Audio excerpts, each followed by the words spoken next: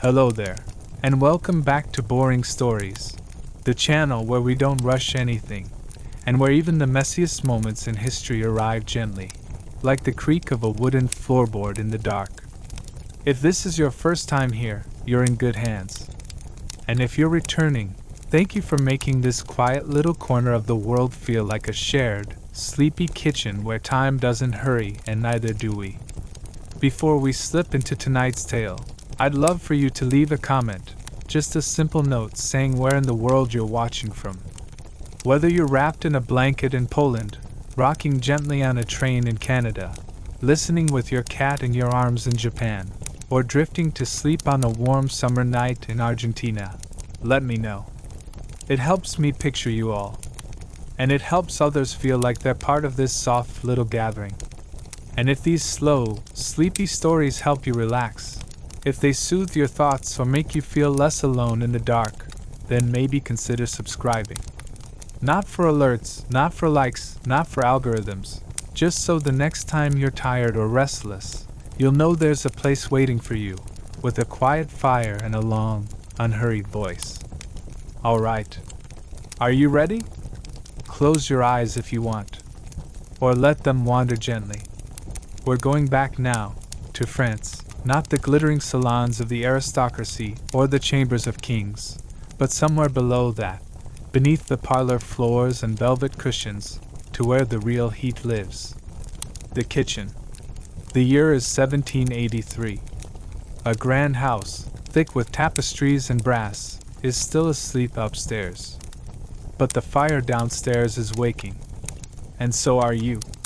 You smell of butter and smoke. Not perfume. Not sweat. Not lavender soap or rose oil. No. You smell like brown butter, scorched cream, old flour, and the quiet black ash that lives between stove bricks. The scent never truly leaves your skin. It clings to your apron, softens your cuffs, settles into your hair. When you walk past others in the street, they wrinkle their noses politely, but their eyes follow. Because you smell like food. And that means life. You are the cook. Not a chef, that's a word for other places. But here now you are the one who feeds the house. And in a world of drafts and discomforts, of long corridors and slow servants, your food is the one thing that must be hot, ready, and constant. You rise before the rest. Always. It's not yet dawn.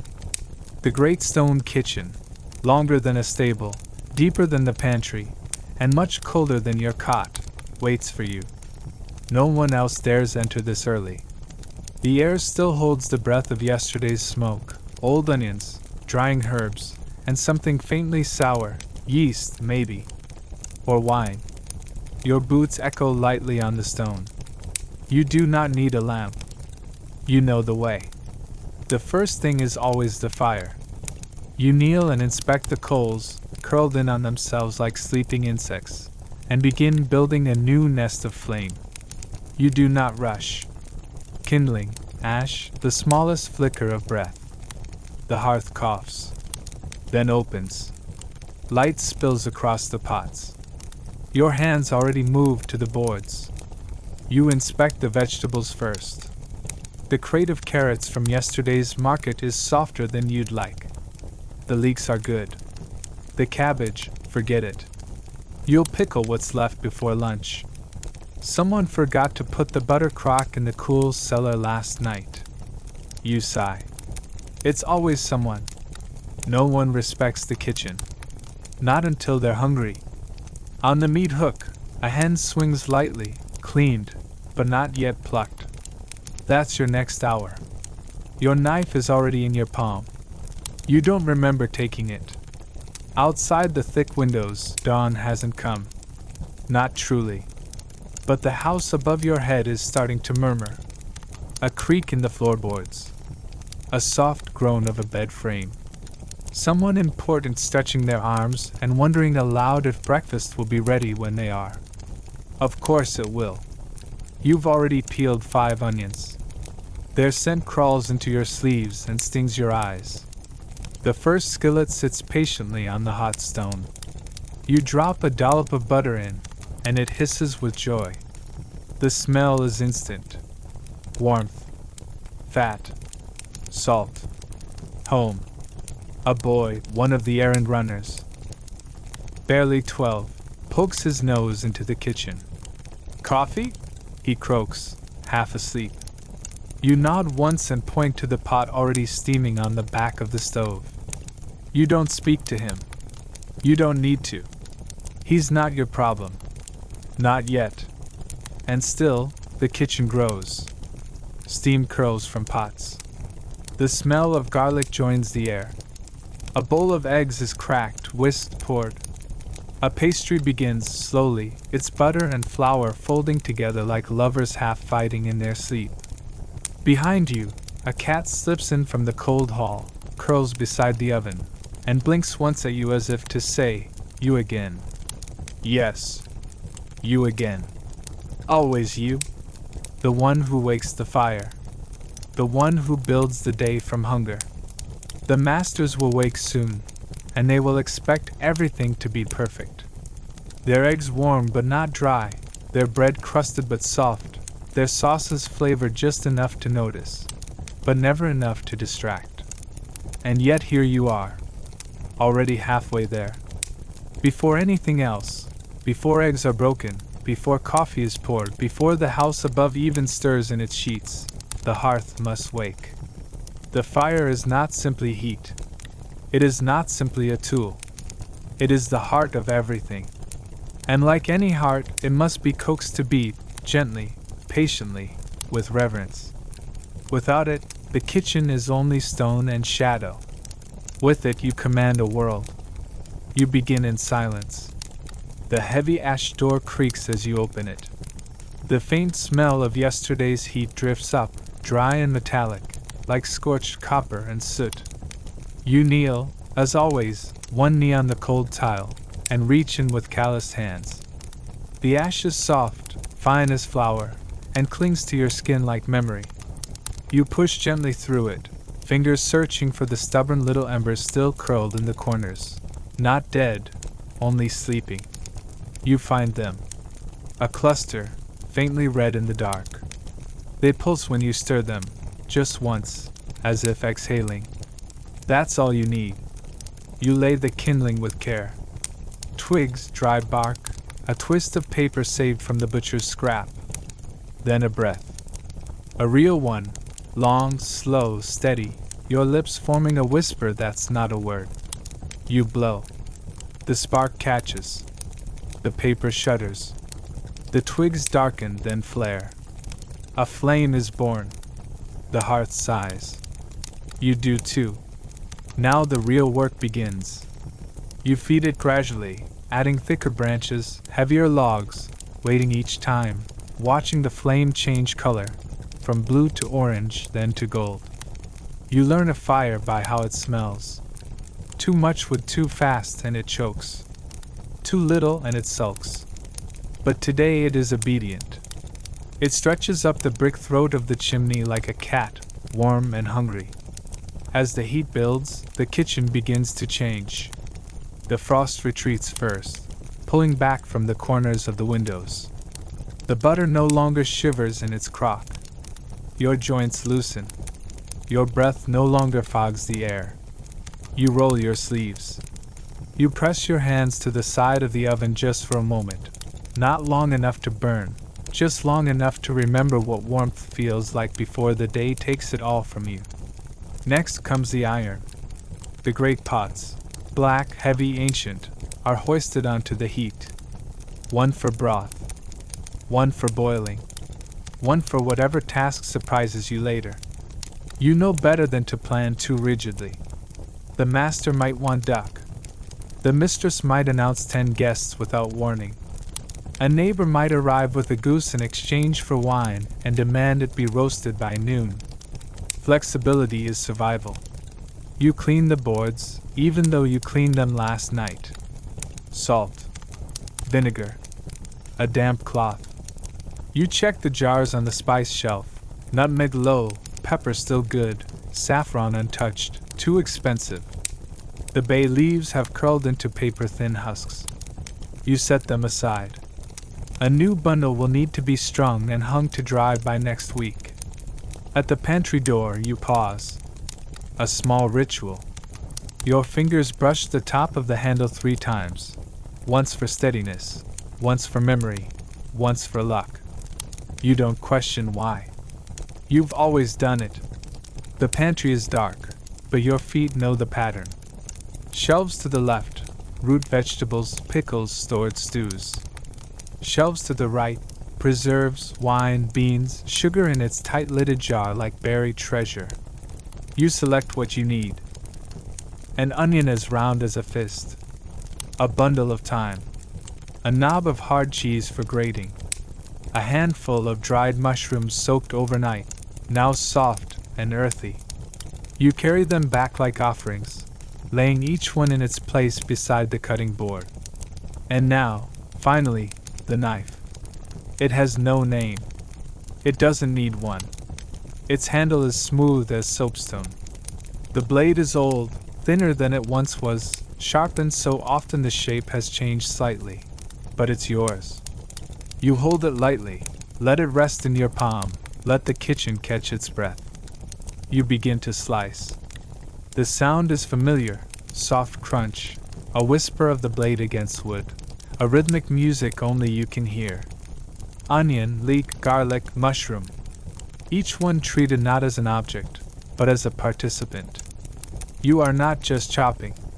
You are preparing a conversation between ingredients, one that will last until evening. Behind you, the fire crackles, no longer a baby flame, but a steady, muscular thing, ready to work. The sun is rising now, just barely. The kitchen is golden. Dust floats in beams of morning light like steam from a forgotten pot. You do not smile. You do not speak. You simply move, fluidly, completely present. The way your hands find what they need without looking.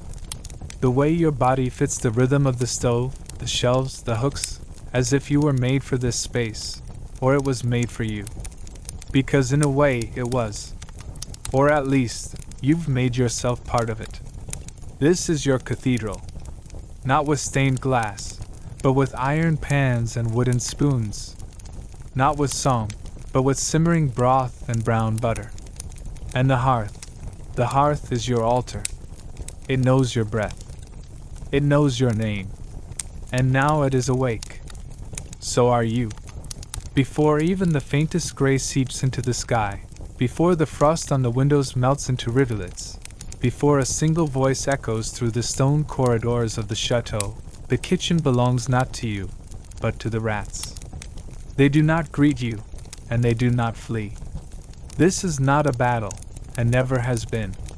It is a changing of the guard, soft and wordless, the most ancient exchange in this house, the quiet withdrawal of night's smallest scavengers, and your equally quiet return. You arrive before the others, before the scullery girl rubs the sleep from her eyes and burns her fingers on the washpot, before the footmen slam doors and shout for hot cider, before the butler checks the list with his tiny, fussy spectacles. You are first. But not alone. The fire you lit barely an hour ago is still hesitant, shy around the edges, its warmth not yet brave enough to push back every shadow. In the corners, beneath the hanging pans, behind the cracked wooden bin where the onions sprout tiny green shoots in winter, the rats linger. You do not see them. But you do not need to. You know the weight of their presence the way you know the weight of flour or eggs, by the shift in silence, by the feeling that the kitchen is not quite yours yet. You sweep the ashes from the hearth with the same care a priest might handle relics. You are not angry with them. There is no war here. They are simply part of the rhythm, of the great living thing that is this kitchen. Before it wakes fully, before it smells of butter and lard, rosemary and rendered bones, it smells of straw, stone, and mouse fur. A primal stillness clings to everything. Your feet, wrapped in wool, make no sound on the flagstone floor. You tread softly, not because you are afraid, but because you are not in a hurry. There is time. There is always time, here in the quiet part of the morning. The air is still cold enough to bite the inside of your nose, and your breath rises in little ghosts before you. You pull your shawl tighter. You listen. Not for voices. For rustle. For claws. At the back of the pantry, you find the signs. A few tiny paw prints in the flour, tracing a delicate dance across the counter like a miniature waltz. A torn corner of cheesecloth. One apple, nibbled from beneath as though with a sense of etiquette. They have manners in their way. You kneel, lift the fruit, and inspect the whole. Neat. Almost polite. You place it aside, not for waste, but for the stew pot. Nothing goes to waste here. You know their routes. You have known them for years. Under the third brick in the hearth wall. Through the hollow leg of the spice shelf. Along the back of the bread drawer where the wood has shrunk from the cold. You even named one of them once, not aloud, of course, but in your head. Henri. He limps on one side, a survivor of some mysterious skirmish. He prefers carrot ends. You haven't seen him in days. You wonder briefly if he is dead. But you shake the thought away. There are always more. The kitchen is a tide. It flows with hunger, warm and low and patient. And they are its first swimmers. Now the fire grows bolder. The scent of wood smoke thickens. You reach for the basin of yesterday's dough, nestled in a towel near the stove's remains. The dough has risen, just a little. Not proud yet, but promising. You smile. Your hands, cracked and red from years of hot water and cold air, begin to work the bread without thinking.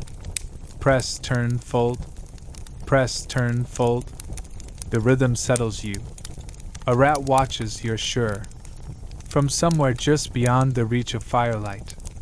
You allow them to watch. You hum, softly, tunelessly.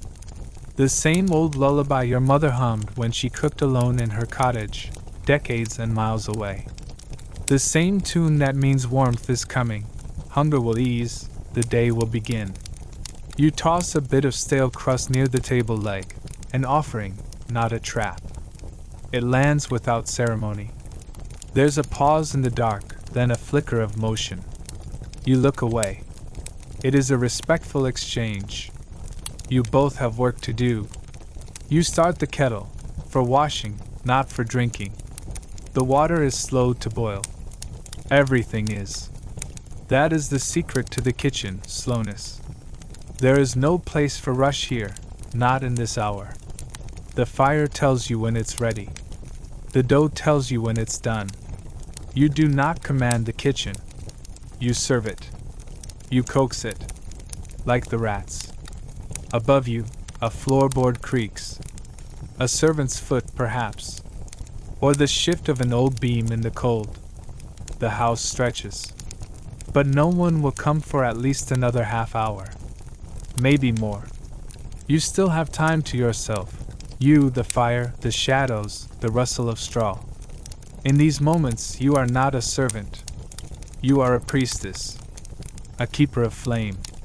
A guardian of taste. A witness to the ancient exchange between scavenger and cook, darkness and warmth, silence and the first breath of scent. You blink slowly. You do not speak. The kitchen is not quite yours yet. But soon. Soon it will be. The onions lie in their crate like small treasures wrapped in fragile, golden brown paper. Each one is a silent promise of flavor, waiting patiently to be freed from its dry skin and brought to life by the sharp edge of your knife. You do not wonder about who picked them or how many hands have handled these bulbs before they arrived here in the cold kitchen. It no longer matters. The onion's purpose is clear and immediate. They are the quiet heroes of the pot, the base on which all warmth and richness will rise today. You set the crate down with a slow, measured thud on the wide wooden table, its surface scarred and stained from countless mornings just like this one. The table bears the weight of your work without complaint. just as your back bears the ache of years bent over such tasks, and your hands bear the calluses earned through fire and blade. Your fingers, rough and steady, reach out and select the first onion, its dry, flaky skin crackling softly between your palms. The skin reminds you of the brittle pages of a worn book, yellowed and delicate, yet filled with stories of faraway places and long-gone seasons. You feel the weight and balance of the bulb, firm, round, a little imperfect. It promises sweetness and tears in equal measure. You bring the knife forward and with a practiced flick you slice off the top, revealing the pale layers beneath. The scent bursts immediately, sharp, biting, electric, cutting through the heavy air of the kitchen. Your eyes begin to water, but you do not stop. This is the ritual. The dance of knife and onion is as old as hunger itself, a silent prayer offered to the gods of flavor and sustenance. You peel away the papery shell and prepare to chop, the knife moving in a rhythmic pulse that quiets the mind and focuses the soul. With each cut, the onion transforms from a whole and silent orb into tiny fragments that fall like raindrops into the bowl. The sound is soft but persistent, a quiet percussion that echoes faintly against the cold stone walls and the dark wooden shelves. The air fills with the pungent fragrance of freshly cut onion, sharp and clean, yet oddly comforting, as if the kitchen itself breathes a sigh of awakening. You blink rapidly to hold back the tears that threaten to spill, your skin prickling where the vapors rise to meet your face. Yet you do not pause, do not falter. The rhythm carries you forward, chop, slice, drop, repeat, a solitary symphony played by the hands of a cook while the world above still dreams. Above your head, beyond the thick stone walls, the mansion remains wrapped in slumber. Heavy velvet curtains seal the windows against the creeping dawn, muffling the soft rustling of silks and the gentle creaks of feather beds adjusting to shifting weight. Somewhere far above, a maid curls beneath a woolen blanket, her breath slow and even as she dreams of Parisian streets or freshly baked bread. No footsteps disturb the hush. No voices break the silence. Here in this kitchen, the night lingers a little longer, a sacred pause before the day's demands descend like a storm. You work alone, unseen, unheard, a ghost in the belly of the great house, carrying on an ancient tradition in the cool prelude to morning. There is a sacredness to this moment. The slow, steady chopping of onions is both work and meditation, a way to hold time still even as it presses forward relentlessly. You could stop. You could lay the knife down and breathe deeply, letting the exhaustion in your muscles and the sting in your eyes remind you of your limits. But you do not. You chop because this simple act is the foundation of everything to come. The soup that will comfort, the stew that will fill, the bread that will satisfy. These onions will flavor more than just food. They flavor the day, the lives of those who will eat, and in a small way, your own spirit. The second onion protests slightly as you peel away its skin, tighter, more stubborn, like a secret it's reluctant to share. You frown, not in frustration, but in concentration. Your fingers coax the layers apart with gentle persistence, whispering encouragement only you can hear. Come now, don't hide away, you think, I need you to give what you have inside. The onions are your silent companions in this early hour, each with its own character, its own stubbornness, its own story. Sometimes you give them names in your mind, playful or tender nicknames that ease the solitude. Today you think of this one as Little Beast, a reminder that even the smallest, most ordinary things have strength and will. By the time you reach the third onion, the tears come with no warning, streaming freely now as if to wash away the weariness that clings to your bones. You do not wipe them away. What would be the point? These tears are the price of your craft, a baptism into the daily sacrifice of those who feed others. You know that after onions will come garlic and shallots, leeks and herbs, each demanding their own careful attention and care. your hands slick with onion juice and sweat. Do not hesitate. They move with the confidence earned from years of repetition, carving small miracles from humble ingredients. The knife feels heavy and familiar in your grasp, its blade sharp and true, a trusted partner in your work. The fire behind you crackles steadily, its warmth a faint glow against the cold morning air that seeps through cracks in the walls and the heavy wooden door. But your focus is not on the fire or the warmth. You are inside the rhythm of chopping, a steady, relentless beat that drowns out the cold and the silence alike. Outside, the sky lightens imperceptibly from black to gray, the first hint of dawn creeping slowly like thick cream spilled across the horizon. Somewhere in the distance, a dog barks and a rooster answers, a faint call and response to the waking day. But here, in this kitchen beneath the sleeping mansion, time feels suspended in the soft glow of firelight and the sharp scent of onions. You are not alone, though no one else is present. The kitchen breathes with you. The wood groans softly as it warms. The pots and pans hang silently but patiently. The shadows stretch long and deep into the corners. You hear the rustle of the straw in the nearby bin, and the faint scrape of a mouse's tiny claws retreating from your presence. The rhythm of chopping continues, steady and sure, a liturgy of work and patience that binds you to this place, this moment, this day. You think ahead to the hours to come, the bustle of the servants, the clamor of demands, the relentless pace of orders shouted across corridors. The footmen who will grumble about the temperature of their soup, the mistress who will fuss over the arrangement of the table, the endless small crises that define a cook's life. But none of that is now. Now is this bowl filling slowly with white, crisp pieces of onion. Now is the ache in your wrists, the sting in your eyes, the cold breath of the kitchen air on your skin. Now is the quiet dignity of a cook's solitude before the storm. You reach for another onion, your hands steady despite the weight of the day ahead. The knife rises and falls, again and again, slicing through layers of life and labor. Each cut is a step, a breath, a heartbeat. The kitchen stirs around you, not yet awake, but no longer asleep. The mansion sleeps on, but the cook is already at work, shaping the day one onion at a time. The kitchen is no place for mistakes, especially when the bread is rising and the fire's temperamental breath hangs heavy in the air. The boy stands by the great stone oven, his sleeves rolled high and eyes wide with a mixture of fear and determination. He is no stranger to failure, and yet, here he is again, watching, heart pounding, as the crust of the loaf blackens too quickly, the scent of burnt dough curling upward in bitter spirals that sting his nose and claw at his pride. The warmth from the oven radiates out in waves, swallowing the coolness of the early morning kitchen. You can almost taste the heaviness of the air, thick with flour dust and wood smoke, mingling with the faintest trace of herbs drying on a distant shelf.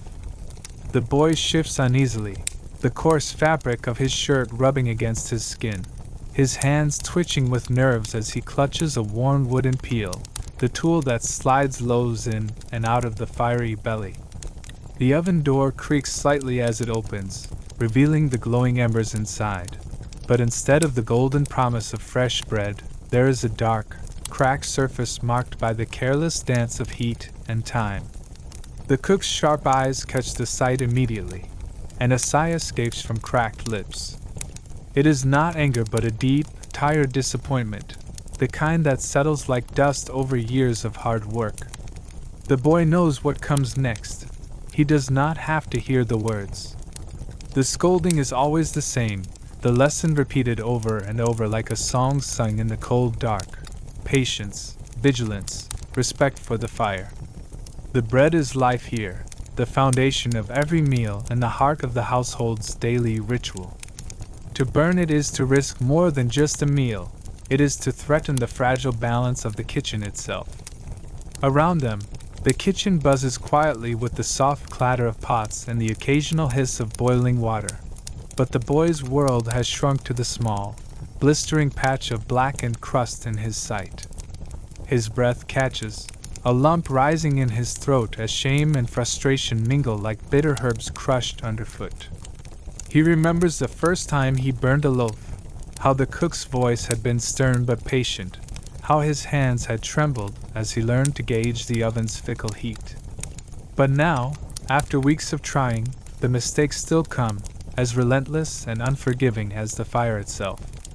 The boy wipes a sleeve across his forehead, smearing sweat and flour into a muddled pattern that marks his youthful struggle. He knows the kitchen demands more than just hands that can chop or stir. It demands instinct and respect, a kind of communion with the elements that he has yet to master. The fire is both ally and adversary. A living force that breathes and consumes, unforgiving in its hunger yet capable of giving life in the form of golden loaves and warm meals. To fail is to feel the weight of that force bearing down, a reminder of one's place in the endless cycle of labor and survival. Outside, the mansion begins to stir, servants waking, the distant clatter of footsteps echoing faintly through stone corridors. But in this cramped, smoky space, time seems to fold back on itself, caught in the boy's anxious heartbeat and the slow, dark transformation of bread to ruin.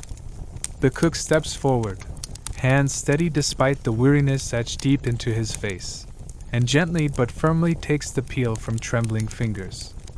The boy looks up, eyes wide and expectant, craving guidance but fearing reproach. With a practiced motion, the cook slides the burnt loaf from the oven, its surface crackling faintly in the cool air. He holds it up, inspecting the damage not just with eyes but with the memory of countless mornings and meals prepared. There is a lesson here, one not spoken aloud but felt deeply. The fire must be respected, its moods learned and anticipated. The boy watches closely, absorbing every nuance of the cook's quiet authority, the way his hands move with certainty and care. It is a hard lesson, but one that will shape him more than any scolding ever could. The kitchen air shifts slightly as the cook begins to prepare a new batch of dough, his movements steady and deliberate. The boy's shoulders relax a fraction, the tension easing as hope returns with the scent of fresh flour and yeast. Mistakes are part of this life, woven into the fabric of every dawn, but so too is the chance to try again, to learn, to grow, to finally master the unpredictable fire that both gives and takes. The fire flickers, casting long shadows on the stone walls, a silent witness to the boy's struggle and the cook's enduring patience.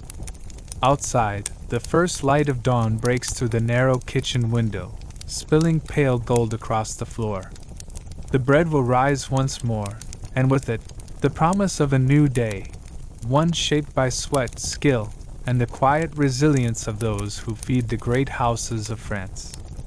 The kitchen's heart beats strongest when the fire blazes high, the copper pots gleaming with reflected flames, and the thick, rich aroma of goose fat melting slowly in heavy iron pans wraps around every corner like a warm, invisible cloak, settling deep into the rough stone walls and wooden beams. The scent is intoxicating, a heady mixture of savory promise and the sharp, pungent kiss of garlic crushed and bruised beneath calloused fingers. It rises steadily, weaving through the cool morning air, filling every nook with the essence of hearty, rustic cooking that has fed generations of the estate's inhabitants. This is the alchemy of flavor, the soul of French country kitchens, where simple ingredients transform into something rich and unforgettable, nourishing both body and spirit amid the cold and demands of daily life. The slow sizzle of garlic hitting the hot goose fat punctuates the kitchen's lively symphony, a crisp, delicate crackle that mingles with the soft murmur of voices and the occasional clang of copper lids.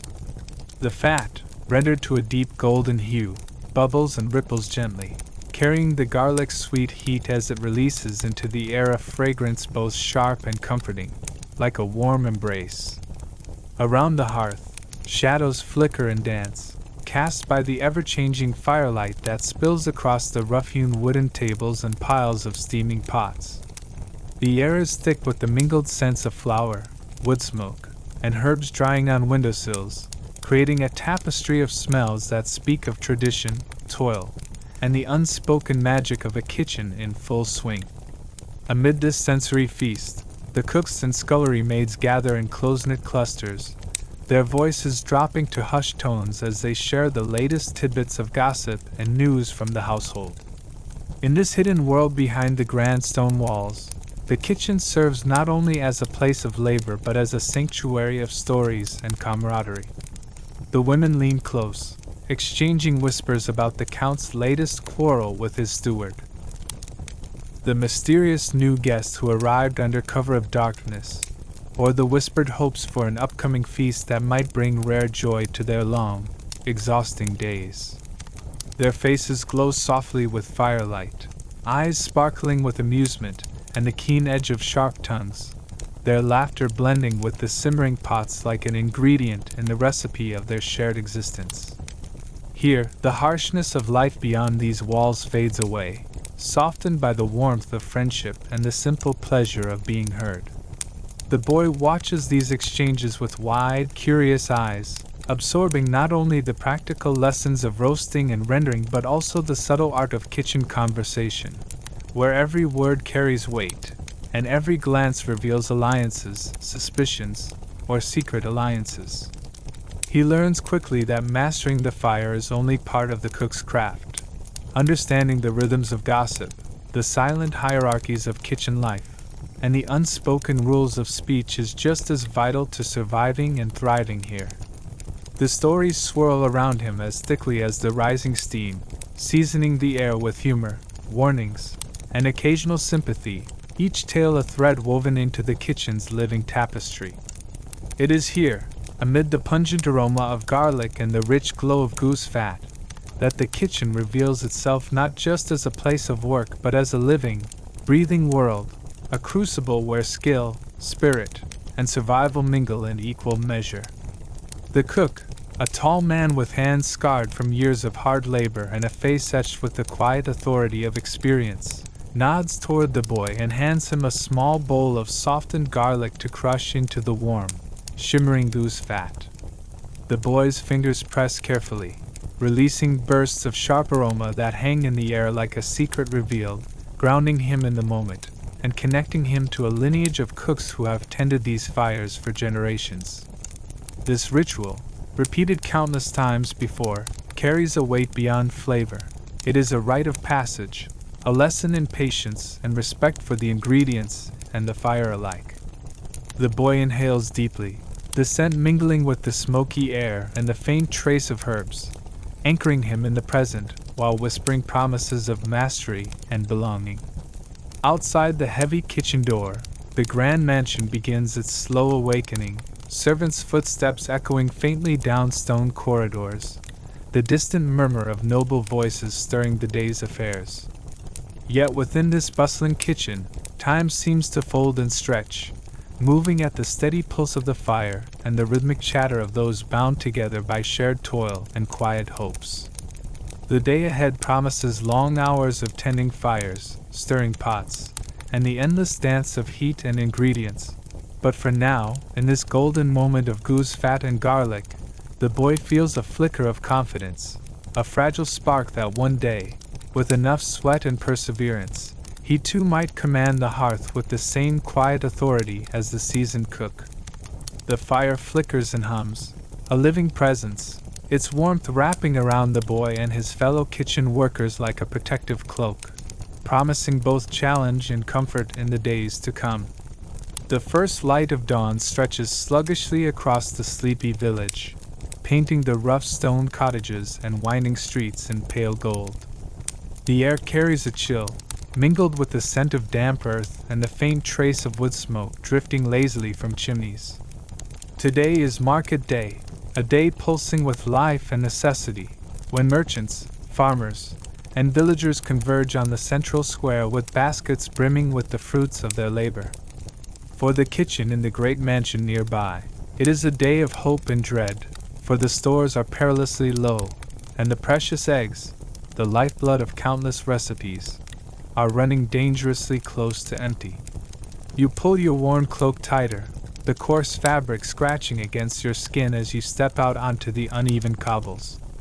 The village is stirring slowly, the distant murmur of early voices mingling with the clatter of wooden wheels and the soft rustle of canvas market stalls being unfurled. The once familiar scent of fresh eggs, warm hay, and feathers seems muted today, replaced by the harsher odors of damp straw and upturned earth.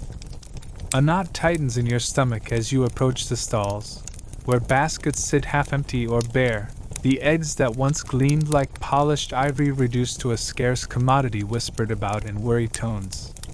The market square thrums with a restless energy, a crowded symphony of voices haggling, laughing, and complaining. Vendors shout their wares with practiced enthusiasm, but behind the smiles flickers anxiety.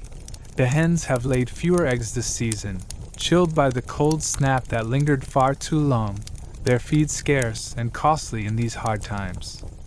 You catch snatches of conversation, farmers lamenting the frost that withered their gardens, housewives grumbling about rising prices, cooks swapping tips on how to stretch the limited eggs they can scrape together. The shortage has cast a shadow over the market, a tension woven through the vibrant colors and bustling movement. You weave through the crowd, clutching your purse tight as you seek out the few remaining eggs on offer. The vendor's eyes flicker with sympathy and suspicion, weighing your worth against the dwindling supply. Each shell you procure feels heavier than the last, a small victory fought for with coin and patience.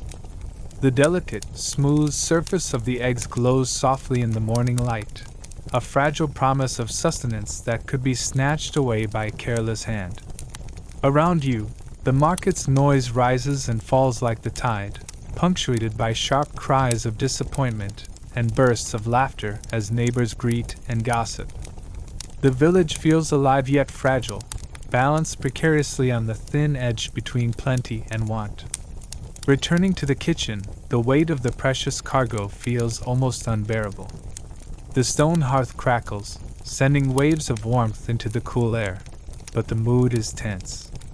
The cooks and maids move with careful precision, aware that every egg saved will make a difference. Recipes are reconsidered and rewritten on the fly, substitutions planned to mask the missing ingredients' absence without betraying the noble palate. Flour, cream, and a careful hand become allies in this quiet struggle, each dish a testament to resilience and ingenuity.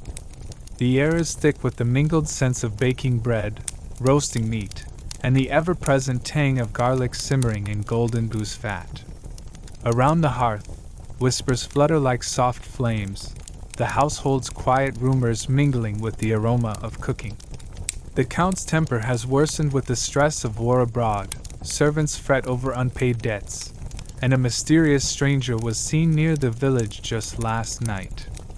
Yet, beneath the surface of gossip and toil, a shared determination binds the kitchen staff. Here, in this warm, bustling sanctuary, they find strength in each other's company, a flicker of hope amid the scarcity. The boy watches with wide eyes, learning that survival in the kitchen is as much about heart and mind as it is about fire and food. As the day unfolds, the meals prepared bear the marks of this hidden battle.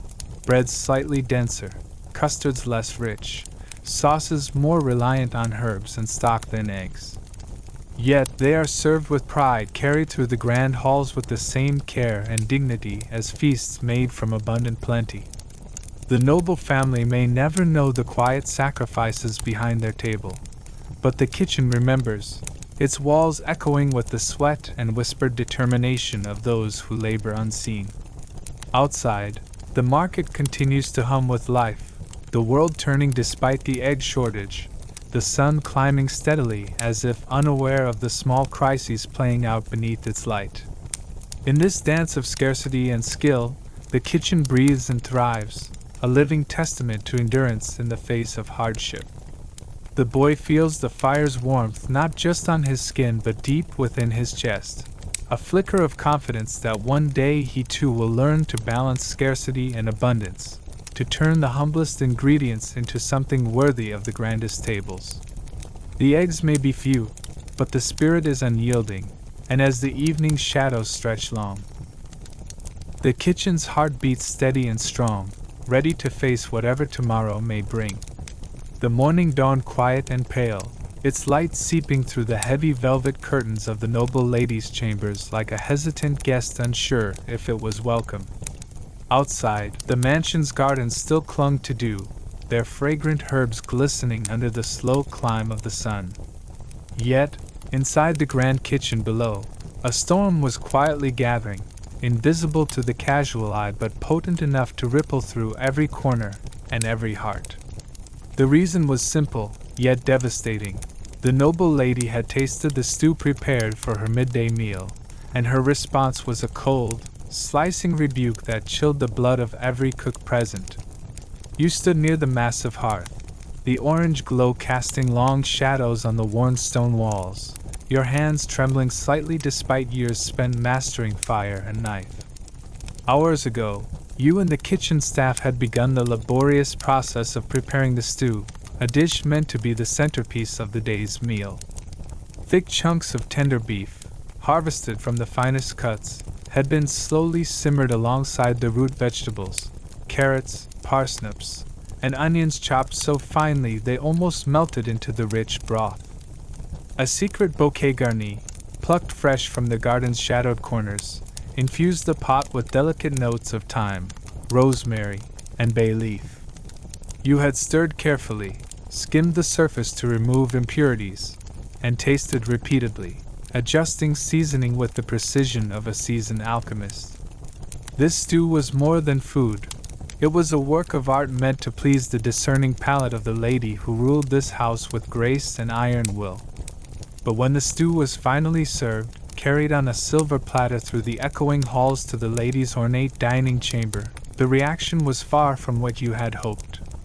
A sharp intake of breath, a narrowing of eyes, and then the words, crisp, cutting, and merciless. "Too bland," she said, her voice barely above a whisper but sharp enough to cut through the bustle of the kitchen like a blade. "It lacks depth, richness. It is unworthy of my table." The servants who returned with the message wore faces pale with dread, the weight of the lady's disappointment settling over them like a suffocating fog. The stew was sent back, untouched except for the faintest spoonful tasted out of duty, and the order was clear: prepare something else, quickly, and make it better. In the kitchen, the impact was immediate and electric. The head cook, Madame Beaulieu, a woman whose reputation for exacting standards was whispered about even beyond these walls, slammed her ladle down with a sharp clatter that silenced the room. "This is no small thing," she said, her voice low and serious. "The lady's displeasure is a shadow that falls on all of us. We must learn from this failure, not wallow in it." Her eyes scanned the room, landing on each face in turn, igniting a flicker of resolve. You felt your heart pound in your chest, a mixture of shame and fierce determination swelling within you. Mistakes were costly here, and the cost was never just culinary. As the kitchen staff regrouped, tension simmered just beneath the surface, mingling with the ever-present aroma of roasting meats, simmering broths, and the sharp tang of fresh garlic sizzling in goose fat. The air was thick and warm, a tangible reminder of the hours of labor that went into every dish, now shadowed by doubt and the urgent need to redeem themselves. Ingredients were scrutinized again, pots and pans polished until they gleamed, and new plans whispered among the cooks. The stew's failure was not merely about taste. It was about pride, respect, and the fragile hierarchy that held the household together. One bad meal could tip the delicate balance of favor and disgrace. You caught glimpses of your fellow kitchen workers' thoughts and fears as they went about their tasks. The sous chef's jaw clenched tightly, the pastry cook's hands trembling as she prepared delicate tarts, the scullery maid stealing anxious glances toward the door where the ladies' servants passed like shadows. Every one of you was bound by the shared burden of this setback, yet also fueled by the unspoken promise that the next dish would be better, richer, worthy of the silver platters and crystal glasses awaiting upstairs. Meanwhile, the noble lady herself remained a distant figure, her sharp gaze and crisp commands filtering down through the corridors like an unseen storm. Her high expectations were legendary, her taste buds finely tuned to detect the slightest misstep, and her favor was as coveted as it was fleeting. To displease her was to risk much more than the kitchen's reputation. It was to invite whispers in the great hall, the slow erosion of trust, and the cold shadow of reprimand. The boy in the kitchen, your apprentice, young and eager, watched all this with wide eyes, his hands gripping a wooden spoon as if it were a lifeline. He was learning that cooking in the noble house was not merely a matter of skill but of endurance, of grace under pressure, and of knowing that every scent, every flavor, every simmering pot was part of a larger story. It was a world where failure stung deeply but also taught fiercely, where every dish was a battleground for respect and survival. Hours passed in a blur of frantic chopping, stirring, and tasting. New concoctions bubbled over the flames, thick stews enriched with wine and herbs, delicate broths redolent of spices from distant lands, roasted game tendered with care. The kitchen breathed as one organism, driven by the urgent need to restore honor and appease the lady's demanding palate. The air grew heavy with the mingled sense of hope and desperation, the rhythm of knives on chopping boards punctuated by the hiss of steam and the crackle of fire. Finally, as the sun dipped low and painted the sky in hues of amber and rose, the new dishes were carried once again through the grand halls. This time, the noble lady's gaze softened, the sharp lines of displeasure easing as she tasted carefully, savoring the richer flavors and the subtle balance of ingredients.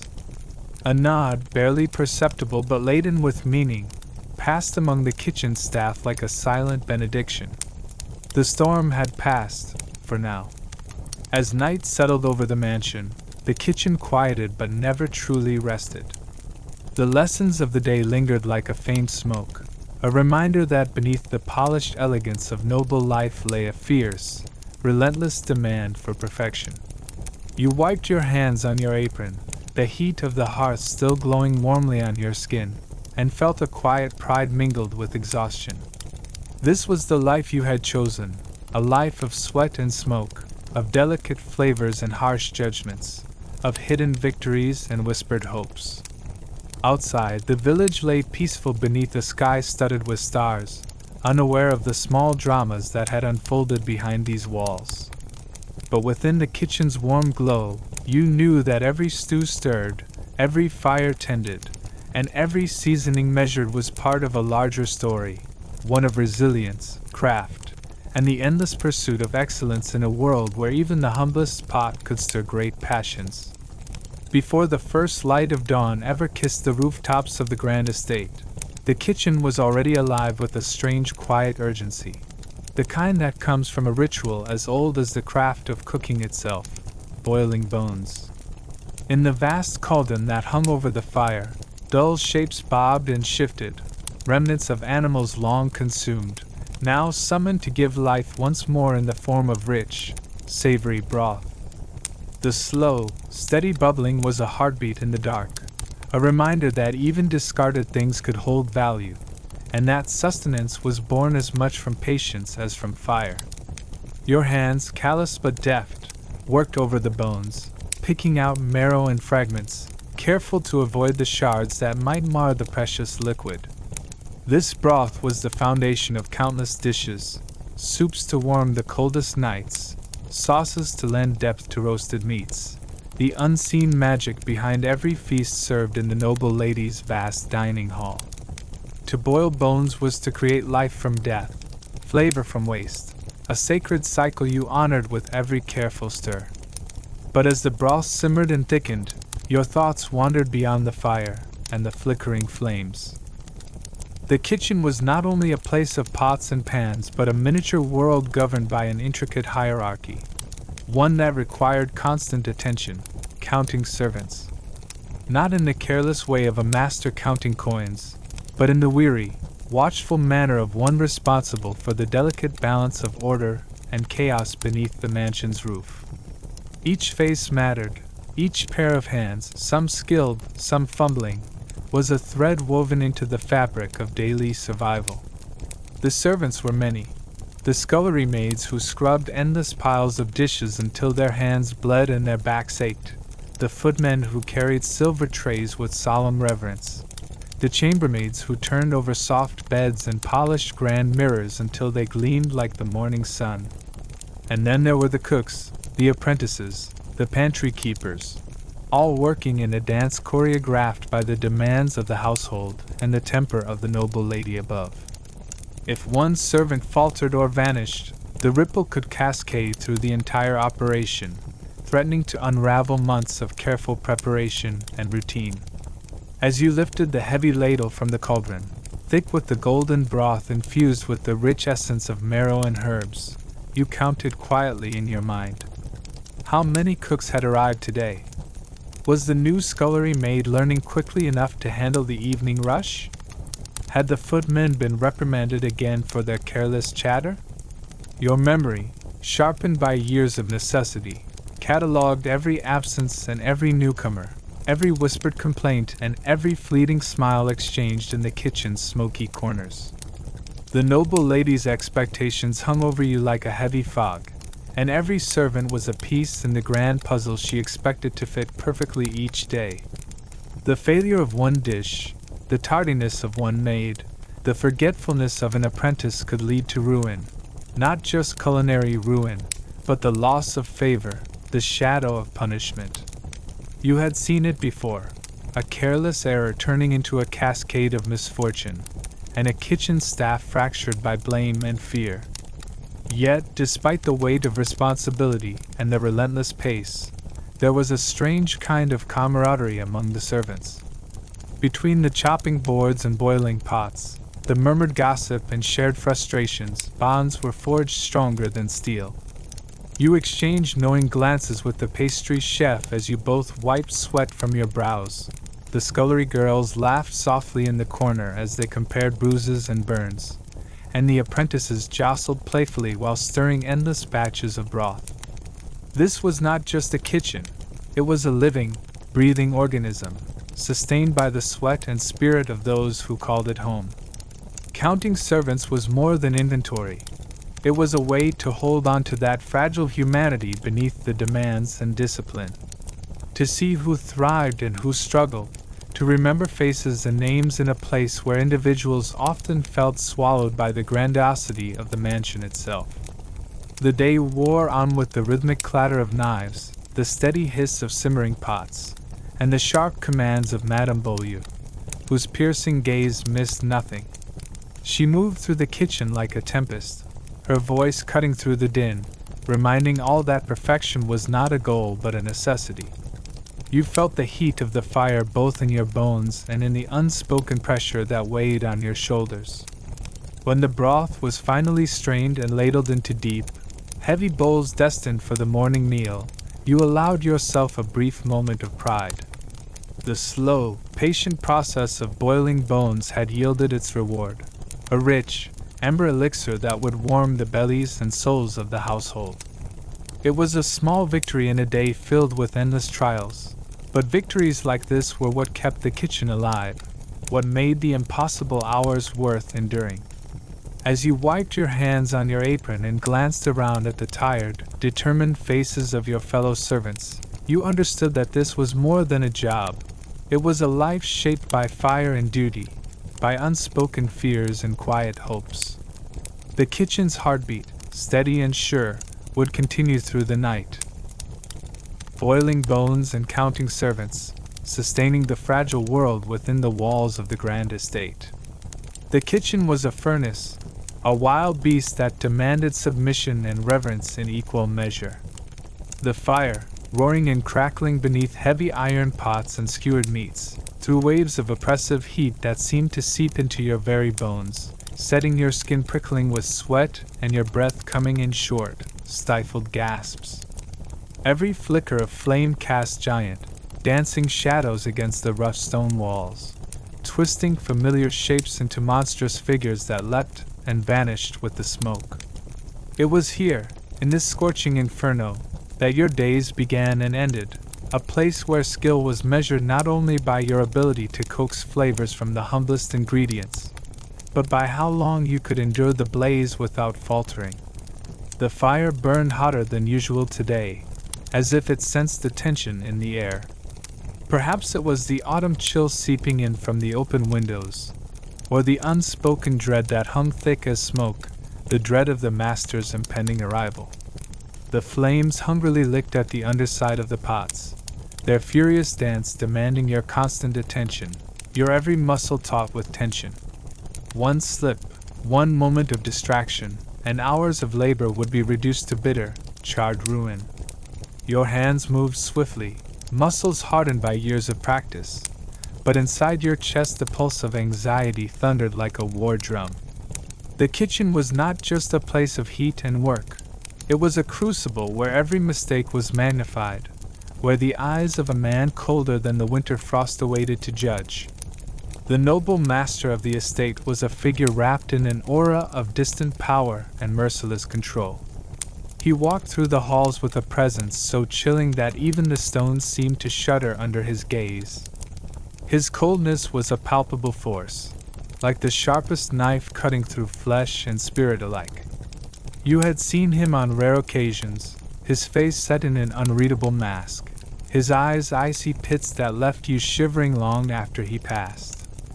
His visits to the kitchen were brief, like a winter storm, sudden, harsh, and leaving behind a silence thick with tension. He rarely spoke, but his gaze was a sentence harsher than any words. The slightest flaw in a dish, a stew not thick enough, a roast slightly overdone, a sauce missing its subtle balance, was enough to summon his quiet fury. You could feel the coldness wrap around your shoulders, squeezing tight as if to crush your very soul. The pressure to perform perfectly was not just a demand, but a law enforced with silent cruelty. As the fire's heat pressed down on you, your thoughts became a battlefield of fear and determination. You recalled the many times when the master's displeasure had cast a long shadow over the kitchen, when the staff had been scolded in whispers and punished in subtle ways, tasks doubled, privileges revoked, the cold shoulder of exclusion from the noble circle. Yet, despite the ever-present threat, you could not allow yourself the luxury of despair. This was your life, your calling, and survival depended on mastering both flame and frost. Each movement was precise, every ingredient measured and placed with care born from years of hardship. You tended the fire like a wary guardian, adjusting logs to maintain the perfect simmer, watching the pots for any sign of boiling over or burning. The scents of garlic, thyme, and roasting meat mingled in the thick air, offering fleeting comfort amid the relentless demands. The kitchen's symphony, the clatter of knives, the hiss of steam, the rhythmic stirring, was both your torment and your solace. Even in the master's absence, his presence loomed like a ghost, a cold breath on the back of your neck that reminded you that no error would go unnoticed. You found brief moments of camaraderie with fellow servants, a shared glance, a quiet word, a knowing nod, small anchors in a sea of pressure. Together, you bore the weight of the kitchen's unforgiving regime, each of you a vital cog in the grand machine that sustained the estate. The fire blazed with renewed fury as evening approached, the last dishes being prepared for the noble lady's dinner. You felt the sting of exhaustion creeping into your limbs, the burn of heat in your lungs, but there was no respite. The master's footsteps echoed faintly in the distance, a chilling reminder that judgment was near. You steeled yourself, hands steadying as you plated the meals with care, hoping that tonight your efforts would be enough. When the master finally appeared, his eyes swept over the spread with a piercing coldness that froze your blood. You held your breath as he tasted, waited for the slightest sign of approval or disdain. The moment stretched endlessly until, at last, he turned away without a word, either praise nor condemnation, but the silence itself felt like a verdict. In that silence, you found both relief and renewed resolve. The fire might rage and the master's chill might bite, but you were the cook, the one who bridged the gap between heat and frost, who transformed raw elements into nourishment and survival. You wiped your brow, took a deep breath, and prepared for another day, knowing that the dance between a fire too hot and a master too cold would never end. The morning light barely filtered through the grimy kitchen windows, casting pale, uncertain shadows across the cold stone floor. The lingering scent of last night's smoke and fading embers mixed uneasily with something far less pleasant, a sour, pungent odor that twisted your stomach with its intensity. It was the unmistakable smell of spoiled cheese, a misfortune that struck a nerve deep within your seasoned cook's instincts. In a grand estate where every morsel had to please the refined palate of the noble family, discovering a wheel of cheese left to rot was a disaster of the highest order. You approached the larder, your heart pounding with a mix of dread and determination, knowing full well that your skill would be tested by this unwelcome challenge. The cheese sat on a wooden shelf, its rind mottled with creeping green and blue molds, the surface cracked and oozing with unpleasant moisture. The aroma was sharp and overwhelming, a combination of decay and bitterness that no amount of masking could easily hide. To most, this was waste. To you, it was a problem that had to be solved, a puzzle to unravel with the tools at your disposal. The kitchen buzzed faintly around you, the clink of utensils and muted voices forming a steady backdrop to your thoughts. Fellow servants exchanged nervous glances when they noticed your inspection. In this world, the kitchen was both a sanctuary and a battlefield, and failure here invited the master's icy wrath, a fate worse than exhaustion or hunger. You were not just a cook, you were a guardian of reputation and survival, entrusted with turning raw ingredients into sustenance and solace. Your mind raced through potential solutions, each fraught with risk and consequence. The noble lady's expectations were exacting, her tastes refined, and the court's gossip ruthless. Serving spoiled cheese would mean disgrace, yet throwing it away was wasteful in a time when resources were precious and replenishment uncertain. The answer lay in ingenuity, the ability to transform the undesirable into the acceptable, even delightful. You began by meticulously cutting away the worst of the moldy rind, peeling back the surface to reveal pockets of cheese that, while far from perfect, still retained some of their creamy richness. The texture was crumbly, the scent sharp but not entirely lost. You recalled recipes from your early training, rustic tarts and savory pastries where strong flavors could be balanced and softened by complementary ingredients. It was a gamble, but one you were prepared to take. The kitchen garden supplied you with fresh thyme and rosemary, their fragrant leaves a balm to overpowering scents. Onions, slowly caramelized in the heavy iron pans, offered sweetness to counterbalance the sourness. Eggs, carefully rationed, would bind the filling together, while the pastry crust, rolled thin and flaky, would encase the concoction in a golden embrace. Each step was deliberate, the hands of experience moving with a steady grace despite the simmering tension in your chest. As the tart baked, the heat of the oven coaxed the ingredients into a harmonious blend. The sharp aroma of the cheese tempered by herbs and the subtle sweetness of onions. The kitchen filled with a tentative promise, the mingling sense of fragile hope against the threat of failure. You wiped your brow, tasting and adjusting a sauce with a touch of cream and a pinch of nutmeg, determined to mask any lingering bitterness. The moment of truth arrived when the tart was presented to the noble lady's table. The serving staff watched anxiously as she took a delicate bite, her expression inscrutable beneath the flickering candlelight. Seconds stretched into an eternity before a faint nod of approval escaped her lips, subtle, yet victory nonetheless. Relief washed over you like a cool breeze, but beneath it lay the unyielding reality that this success was but a brief respite in an endless cycle of challenges. In the quiet aftermath, as the kitchen settled into its evening rhythm, you reflected on the delicate balance between creation and survival that defined your existence. The fire might rage and the ingredients spoil, but it was your will and creativity that shaped the day's fortunes. With every meal served, you told a story of resilience, turning even the most unlikely elements into sustenance, comfort, and a fleeting moment of peace in a world that demanded so much. Long before the village rooster heralded the break of dawn, you were already awake, your body stirred by the relentless pull of duty rather than any soft beckoning of rest.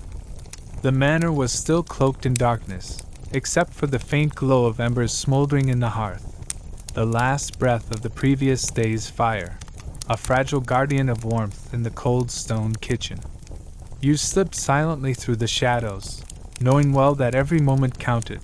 The noble household's appetite was as demanding as it was insatiable, and your labor was the unseen backbone of their daily comfort. Your legs carried you swiftly across the uneven stone floor, cold and unforgiving beneath your worn leather shoes.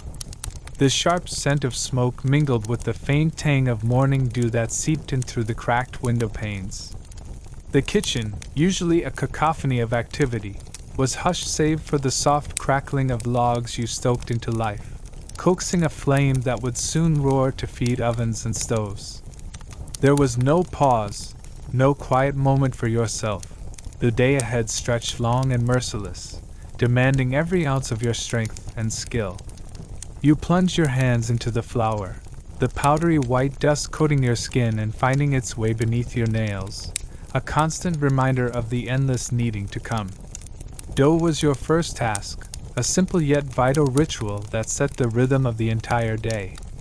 Your fingers pressed and folded the dense mass, coaxing life into it with the warm water and yeast you carefully measured. The bread would feed dozens, the noble family, their guests, and the bustling crew of servants who depended on your craft to sustain their tireless work. While the dough rose, you moved swiftly to the piles of vegetables, roots and greens freshly gathered from the manor's garden. With practiced precision, your knife sliced through onions, carrots, and turnips, the sharp aroma cutting through the morning air and bringing tears to your eyes. Each chop was purposeful, a silent meditation that kept your mind focused even as your body screamed for rest. There was no time to sit, no respite from the endless demands of this kitchen that was as much a battlefield as a sanctuary. Hours passed like minutes, the kitchen alive with the heat of stoves and the constant clang of pots and pans. You shifted from task to task, from stirring thick stews bubbling over the fire to checking on roasting game spinning slowly on the spit. Sweat trickled down your brow, mingling with the soot and flour that marked your skin, a badge of honor for those who understood the sacrifice behind the scenes. Your back ached, your feet throbbed, but the meal had to be perfect. No burnt crust, no undercooked meat could reach the noble lady's table. The midday meal was a whirlwind of motion. You coordinated with the scullery maids who scrubbed dishes furiously to keep pace, and the kitchen boys who fetched and carried ingredients with breathless haste. The noble family expected variety, elegance, and precision, consommes clarified to a sparkling translucence, tender cuts of meat glazed with rich sauces, delicate pastries filled with fruits preserved from last season's harvest. Your hands barely paused, flipping and folding, tasting and adjusting spices, all while the clock's steady tick reminded you that time was a relentless taskmaster. There was no chair in the kitchen where you could rest, no nook or corner where weary muscles might find solace. The demands of the household forbade it. You were the tireless engine that powered the day, a constant presence amidst the heat and smoke. Every moment spent sitting was a moment lost, every second without movement a potential failure. You moved with purpose, each step measured, each breath drawn through clenched teeth as exhaustion threatened to overwhelm. Even as the evening meal approached, your work showed no sign of slowing. Soups had to be stirred, sauces whisked to velvety perfection, breads taken fresh from the oven and cooled on racks. The kitchen was a dance of urgency and precision, shadows lengthening as daylight waned but your resolve burning ever brighter. You tasted a spoonful of stew, adjusting the salt with a practiced hand, aware that the noble lady's discerning palate would spare no mercy for mistakes. When the last plate was carried to the grand dining hall, and the clatter of utensils faded into the night's quiet, only then did you allow yourself the faintest reprieve. Leaning heavily against the cold stone wall, you felt the weight of the day settle into your aching bones. Your hands trembled slightly, callous from hours of labor, yet you knew that tomorrow would bring another dawn and another day of ceaseless toil. But in this fleeting moment, surrounded by the fading glow of the kitchen fires and the lingering scent of cooked herbs and roasting meat, you held a quiet pride. For in this endless cycle of work, this whole day without sitting down, you were the silent heart of the manor, the cook whose hands shaped the very survival and comfort of all who lived within these ancient walls. The cold dampness of the cellar pressed against your skin as you descended the narrow, creaking staircase, the heavy wooden door shutting behind you with a dull thud that seemed to echo through the stone walls. The scent of earth mingled with faint traces of musty barrels and the lingering, unmistakable sharp sweetness of spilled wine. A smell that should not be here, an intrusion, a theft. Your apprentice's folly. You found the boy crouched near the great oak barrels, his face flushed, eyes darting nervously as he struggled to hide the nearly empty bottle of rich burgundy. Crimson liquid stained the floorboards beneath him, gleaming in the flickering candlelight like spilled rubies, a vivid mark of his crime. The boy's hands trembled, not from cold, but from fear and shame, and a fresh bead of sweat trickled down his temple despite the cellar's chill. "How many times must I tell you?"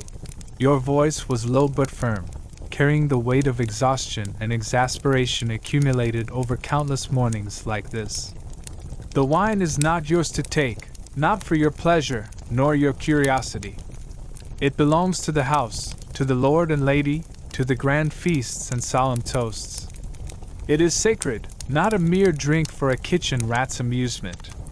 The apprentice swallowed hard, his eyes pleading silently for mercy even as his cheeks burned brighter. "I only wanted a taste, master. Just a little. The work is so hard, and the days so long, sometimes I forget." You sighed, a complex mixture of anger and compassion swirling in your chest.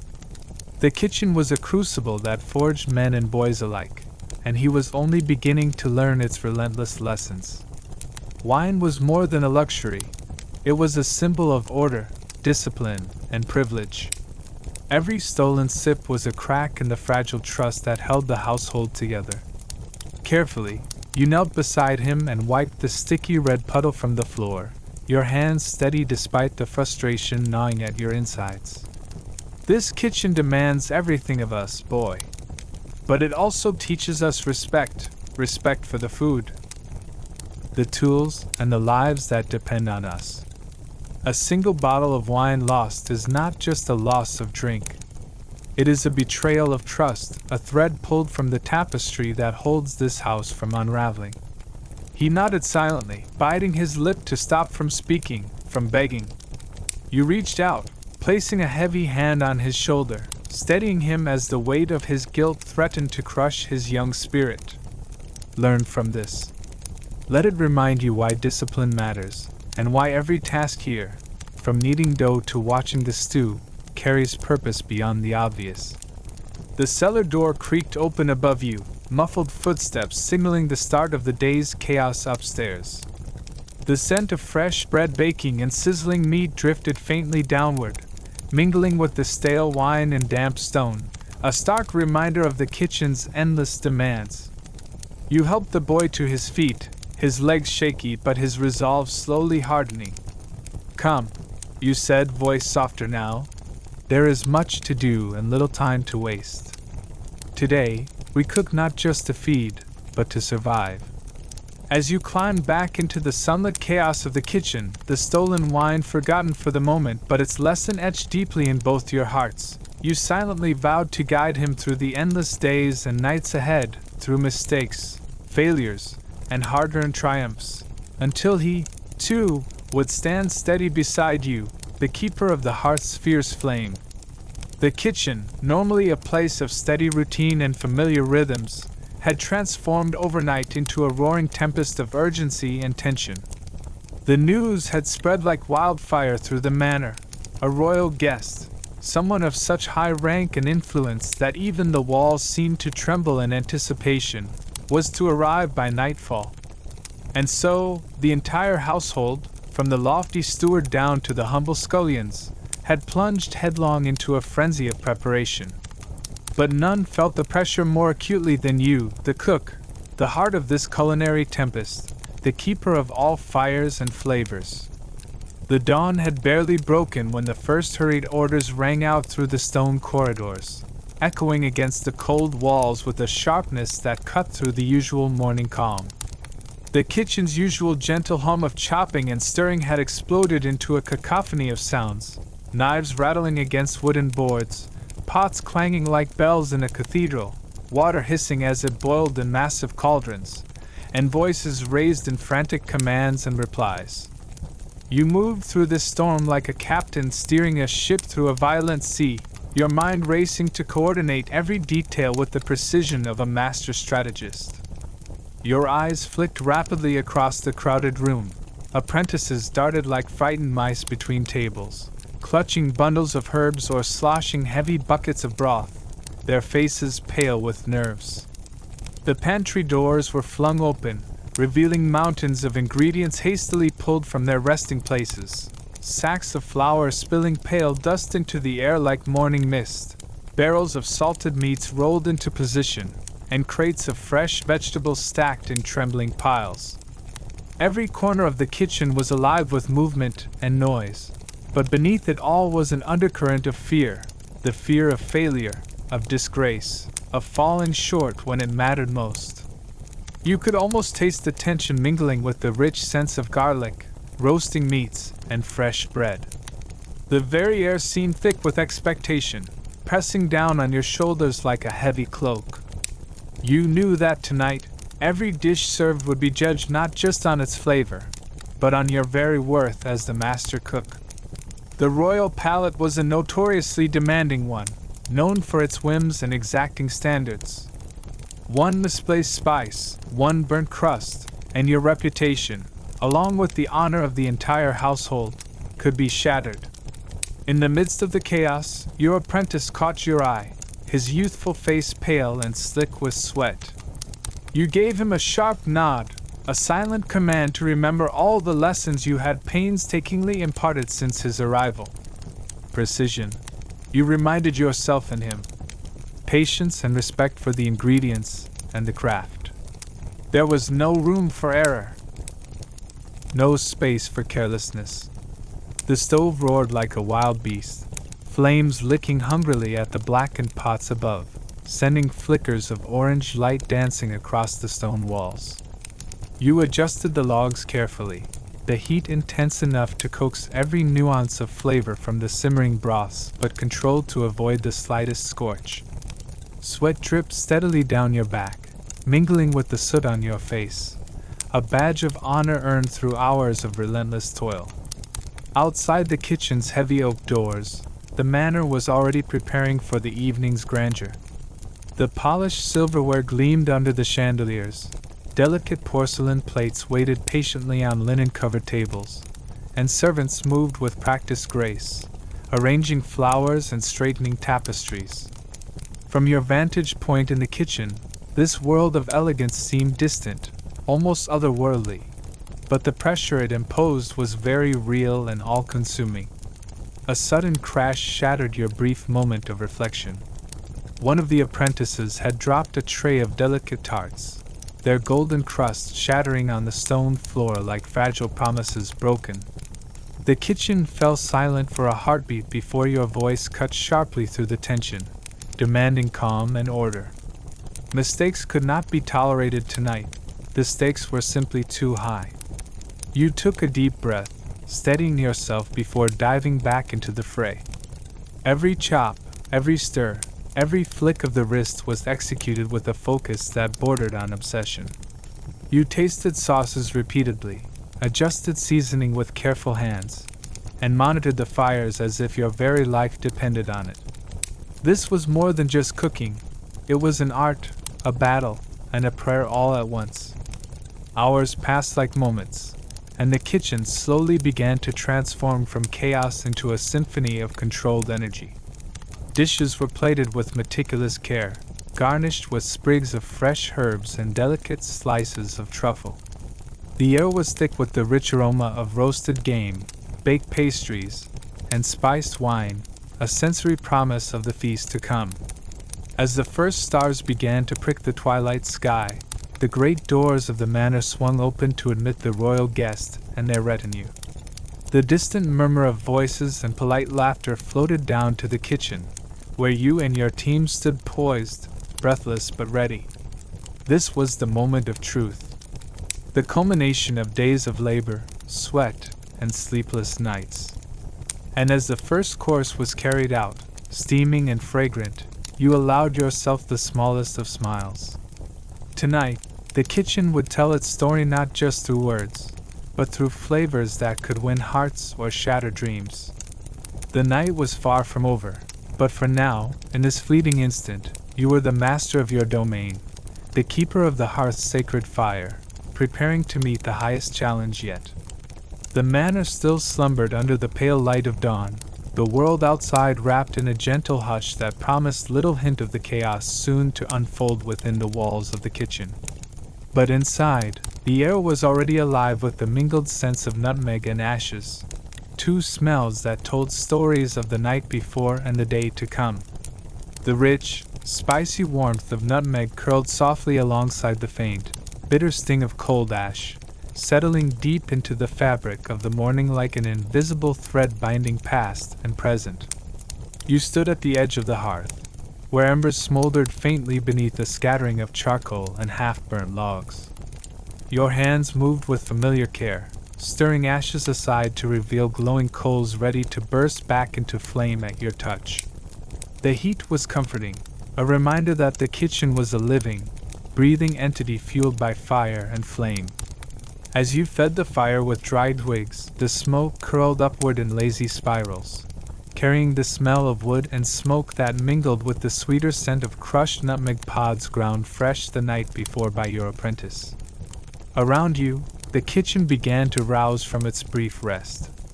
The flickering candlelight cast wavering shadows on the rough stone walls, illuminating heaps of fresh ingredients, golden sacks of flour, baskets bursting with roots and herbs, and glistening cuts of meat, all waiting for the day's labor. The smell of damp stone mingled with the faint, almost imperceptible trace of yesterday's cooking, hints of roasted garlic, simmered broth, and the faint smokiness left behind by the fire that never truly dies. Apprentices crept in like ghosts, their steps tentative on the cold stone floor, faces still marked with the fatigue of a night spent by the hearth or in restless sleep. Their whispered greetings barely disturbed the stillness, but soon their clattering of knives, the scrape of wooden spoons against bowls, and the steady hum of pots being filled with water began to fill the space with life. You watched them closely, your eyes sharp and calculating, noting the way one boy nervously rubbed his palms as he prepared to grind the nutmeg, while another carefully measured out salt and pepper with trembling fingers. The kitchen's symphony of sounds built steadily, the rhythmic chop of onions, the splash of broth into cauldrons, the occasional sharp hiss of flame licking against metal. It was a soundscape both chaotic and precise, demanding your full attention as you balanced timing and technique.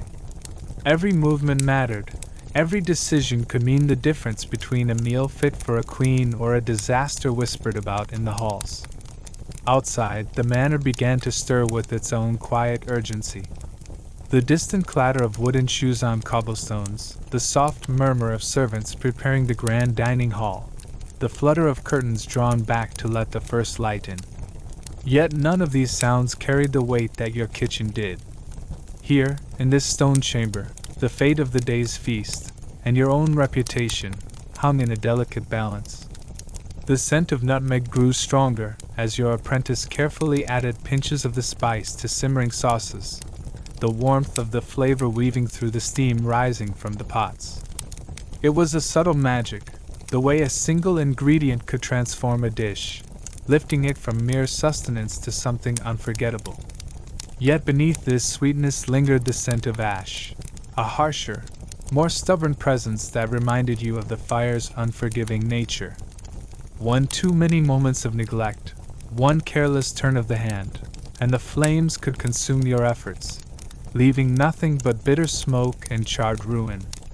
Your thoughts briefly drifted to the night before, when the fire had flared too high and you had barely managed to save the stew from ruin. The sharp taste of burnt meat still lingered in your memory, a warning and a lesson wrapped in a bitter aftertaste. Yet today was a new day, another chance to master the elements and bend them to your will. You bent low over a pot, stirring gently as you tasted the rich broth, the flavors deep and complex, sweet nutmeg, smoky undertones, the earthiness of root vegetables softened to velvet tenderness. Around you, the kitchen pulsed with energy and tension, every hand moving in a dance choreographed by urgency and skill. A sudden sharp voice cut through the hum, the steward demanding an update on the preparations, his footsteps echoing down the corridor. You called out instructions swiftly, your voice firm but controlled, masking the turmoil beneath. There was no room for panic, only action. The smell of nutmeg and ashes swirled around you like a cloak, the essence of the kitchen itself, a blend of warmth and harsh reality, promise and peril. And as the morning light grew stronger, casting gold upon the stone floors and illuminating the rising steam, you knew that today, more than ever, you would need all your skill, patience, and resilience to turn this fiery chaos into a feast worthy of the noblest guests. The kitchen was a storm of motion and noise from the moment the first pale rays of sunlight spilled through the small, grime-streaked windows. Pots clanged, knives rasped against cutting boards, and the steady roar of the hearth fire filled every corner with heat and a relentless urgency. Yet amidst this whirlwind, your own stomach grumbled quietly, a faint protest that you had no time to heed.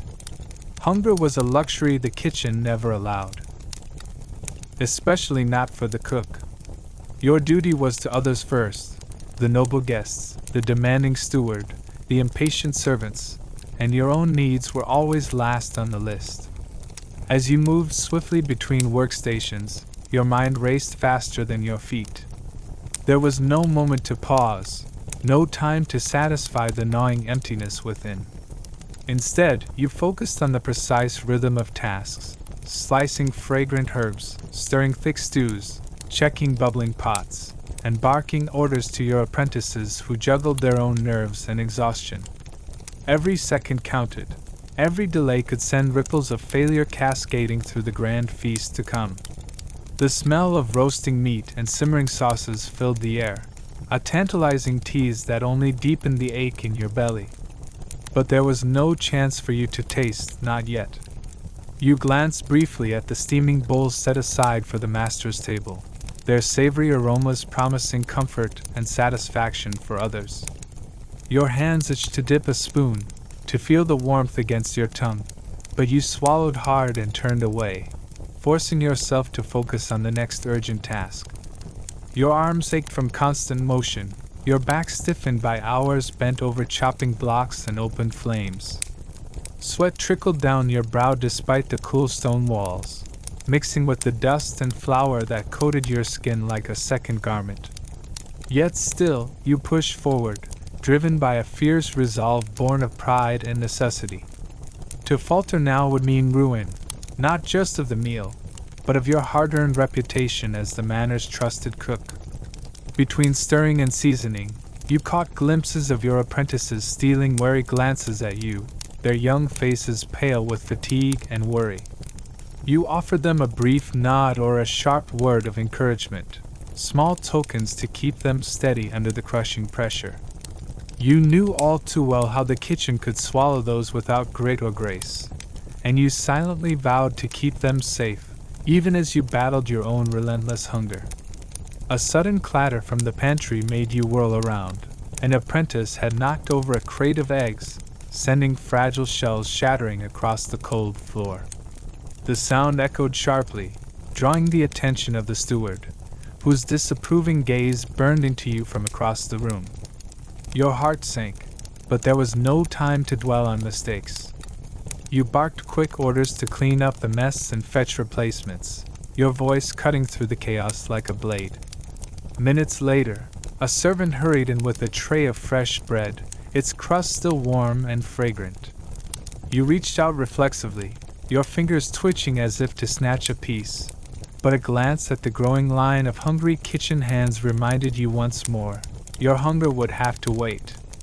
The bread was for the apprentices, a small mercy in a day that offered so few. The hours dragged on, each one marked by ceaseless labor and the relentless tick of the manor's grand clock. Only when the first plates were carried from the kitchen, steaming and fragrant, did you allow yourself a moment's rest.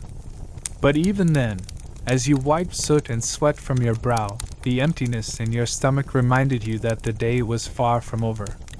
In this world of fire and spice, of endless orders and demanding eyes, hunger was not merely a physical sensation, it was a test of endurance, a measure of your dedication. And though the ache in your belly never truly left, you carried on, knowing that to feed others well was to feed the soul of the manor itself. The manor had long since surrendered to darkness, its grand windows now nothing but faint, distant rectangles swallowed by the night. Outside, a soft breeze stirred the ancient oaks, whispering secrets through the leaves, while inside, the kitchens remained alive, a hidden world humming beneath the velvet shroud of midnight. The flickering light of oil lamps and candles threw restless shadows across the walls, their golden glow dancing on pots, pans, and rolling pins scattered across heavy wooden tables scarred by decades of use. Despite the stillness above, the kitchen was a hive of quiet urgency. You stood at your station, muscles weary but hands steady, your mind sharp despite the exhaustion pressing down like a heavy cloak. The rich scent of melted butter mingled with the sharp tang of garlic and the subtle spice of nutmeg filled the air, mingling with the ever-present aroma of flour dust hanging like a faint mist. Tonight, you baked not for the day's grand feast, that was over hours ago, but for the last, reckless indulgence of the drunken nobles who would soon demand one final taste before staggering to their chambers. Your apprentice, barely suppressing a yawn, slid a fresh batch of golden pastry onto the counter, the soft crackling of the oven's fire behind you warming your back. You reached out, fingers brushing the flaky crust with careful reverence, knowing that every pie carried the weight of the manor's pride and the fleeting favor of its lords. These midnight pies were small miracles, a balm for boisterous appetites, an offering to the gods of drunken revelry. With practiced hands, you filled each crust with a delicate balance of ingredients, rich venison slow-cooked with wild herbs, mingled with sweet caramelized onions and just a whisper of clove. The smell was intoxicating, a heady perfume that teased your senses and deepened the hollow ache in your stomach. You forced yourself not to taste, knowing that every bite belonged to the nobles who demanded perfection, no matter how late or how weary the kitchen staff. Above, muffled voices echoed faintly, the lords and ladies, their laughter rough and jubilant, spilling through the heavy oak doors in bursts of raucous celebration. Their joy was a stark contrast to the quiet, relentless toil below, where every movement was measured, every breath controlled. You could almost see them, flushed faces, embroidered jackets askew, stumbling through corridors lit by flickering sconces, their revelry a sharp edge against the cool night. A sudden clatter startled you. The apprentice had dropped a small knife. You glanced sharply, then softened your gaze as he met your eyes, cheeks flushed with embarrassment. "Careful," you murmured, voice low but firm. "These pies won't wake for clumsiness." He nodded quickly, wiping sweat from his brow and redoubling his efforts. The oven hissed as you slid tray after tray inside, the heat licking at your skin and wrapping you in a sweltering embrace. The flames flickered, throwing warm light onto the walls, revealing dark smudges and faint scratches, marks of countless nights like this one, when the kitchen breathed and lived in secret, far from the gilded halls above. A shadow crossed the doorway. The steward, his face stern beneath the brim of his hat. His gaze swept over the room, lingering on the pies and the exhausted faces working under flickering lamps. He grunted a wordless approval and vanished as quickly as he had appeared, leaving behind the heavy silence broken only by the steady rhythm of knives tapping against boards and the soft crackle of burning logs. Your throat was dry, and your stomach tightened in protest, but you swallowed the gnawing hunger as you checked the pies one last time. The crusts were golden and flaky, the fillings bubbling quietly beneath their delicate lids.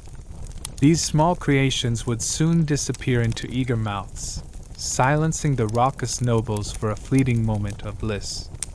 As the last tray slid into the oven, you finally allowed yourself a brief pause, leaning against the cool stone wall and closing your eyes. The exhaustion pressed in from every side, but so did a deep, stubborn pride, the knowledge that, despite everything, your craft kept the manor's heart beating, one midnight pie at a time. Outside, the manor lay still, but in this hidden kitchen, the night was alive with the smell of butter, spice, and the quiet dignity of those who labored unseen. The air was crisp and biting as you stepped into the crowded market, the first pale rays of dawn casting long, trembling shadows across the uneven cobblestones. Damp straw and the faint stench of yesterday's blood lingered in the chilly morning air, mingling with the sharp tang of iron and smoke from the nearby hearth fires. Your boots echoed softly as you navigated past crates of fresh vegetables, barrels of salted fish, and sacks of fragrant spices, your eyes fixed on the butcher's stall where the day's battle would begin. There he stood, the butcher, a broad-shouldered man with a thick neck and a crooked smile that never quite reached his eyes. His hands were stained dark with the residue of his trade, thick and callous from years of cleaving bones and slicing flesh. "Ah, mon ami," he greeted you with an oily charm, voice dripping with false warmth. "Back for more? You know I always save the best for you." But you knew the truth behind those words better than anyone. Last week, you caught him trying to palm off a tough, gamey shoulder as prime beef. His tricks were subtle but frequent. A thin slice of fresh meat layered atop spoiled cuts, clever cuts disguised with fat to hide the rot beneath. The kitchen's reputation depended on your vigilance, and today would be no different. "Save your breath," you said, your voice low and steady but sharp as a knife's edge. "Last time, you sold me that old shoulder pretending it was tender. Do you think I'm a fool?" Your gaze bore into his, unflinching. He shrugged with practiced nonchalance, a chuckle rumbling from deep in his throat. "Business is business, chef. But I have something special for you today. Fresh ribs from the estates beyond the forest. You won't find better anywhere." He gestured toward a pile of ribs glistening under the dim lantern light. At first glance, they looked promising, marbled with just enough fat, the bones cleanly cut. But your experienced nose caught a faint sourness beneath the surface, like a secret the meat tried to keep.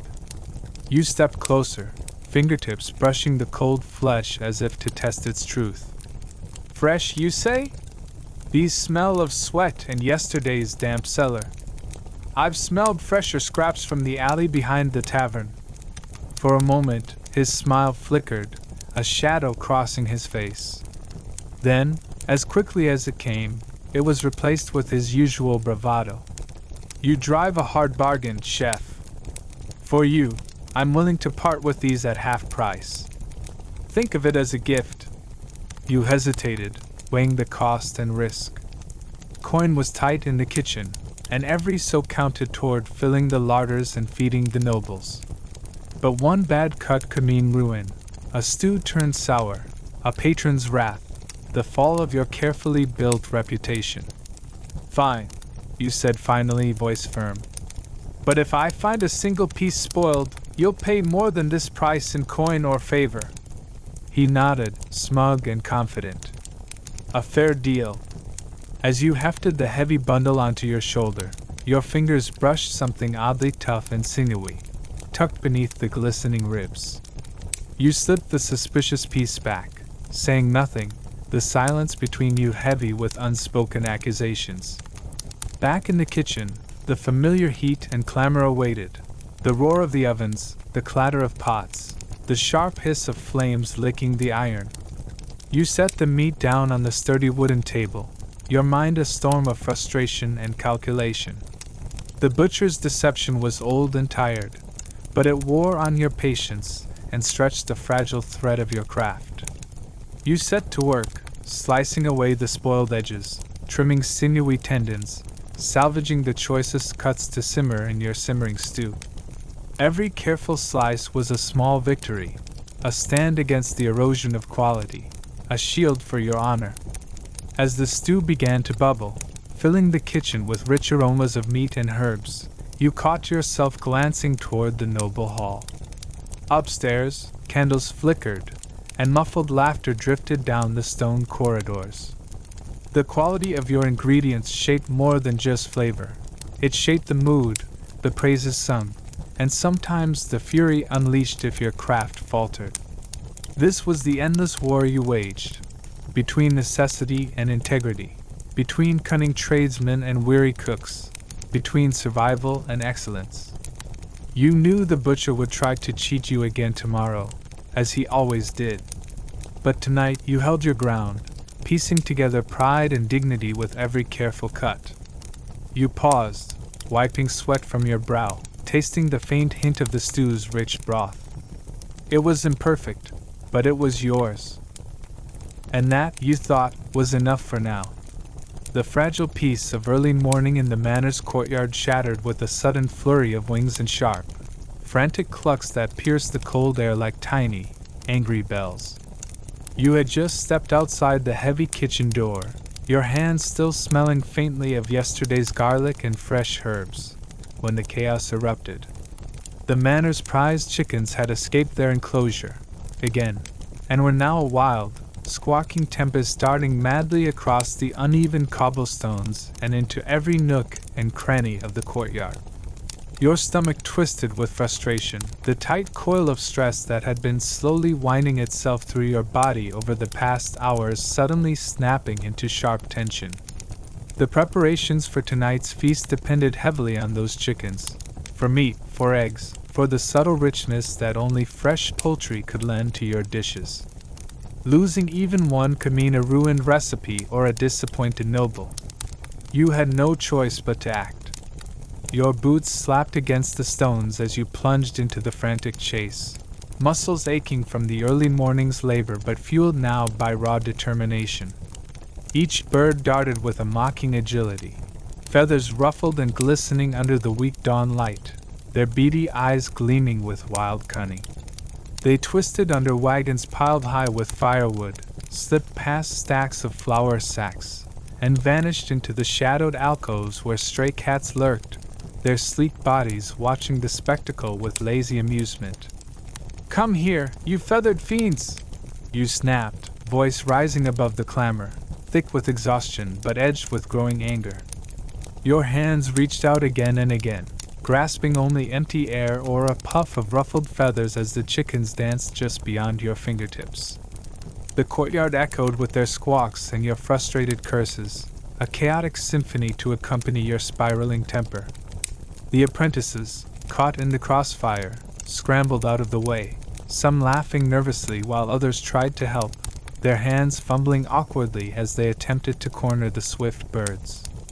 "Chef, perhaps if we block the gate," one called, but you shook your head sharply, already losing patience.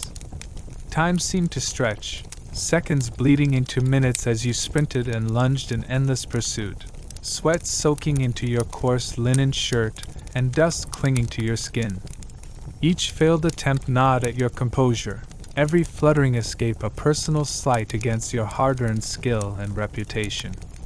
The manor kitchen was no place for weakness or failure.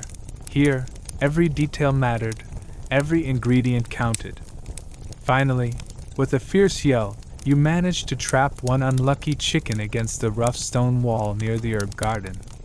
Its wings flapped desperately, claws scratching at your forearm, feathers floating down like falling snow. You gritted your teeth, refusing to let go, your heart pounding as you wrestled the wild creature into submission.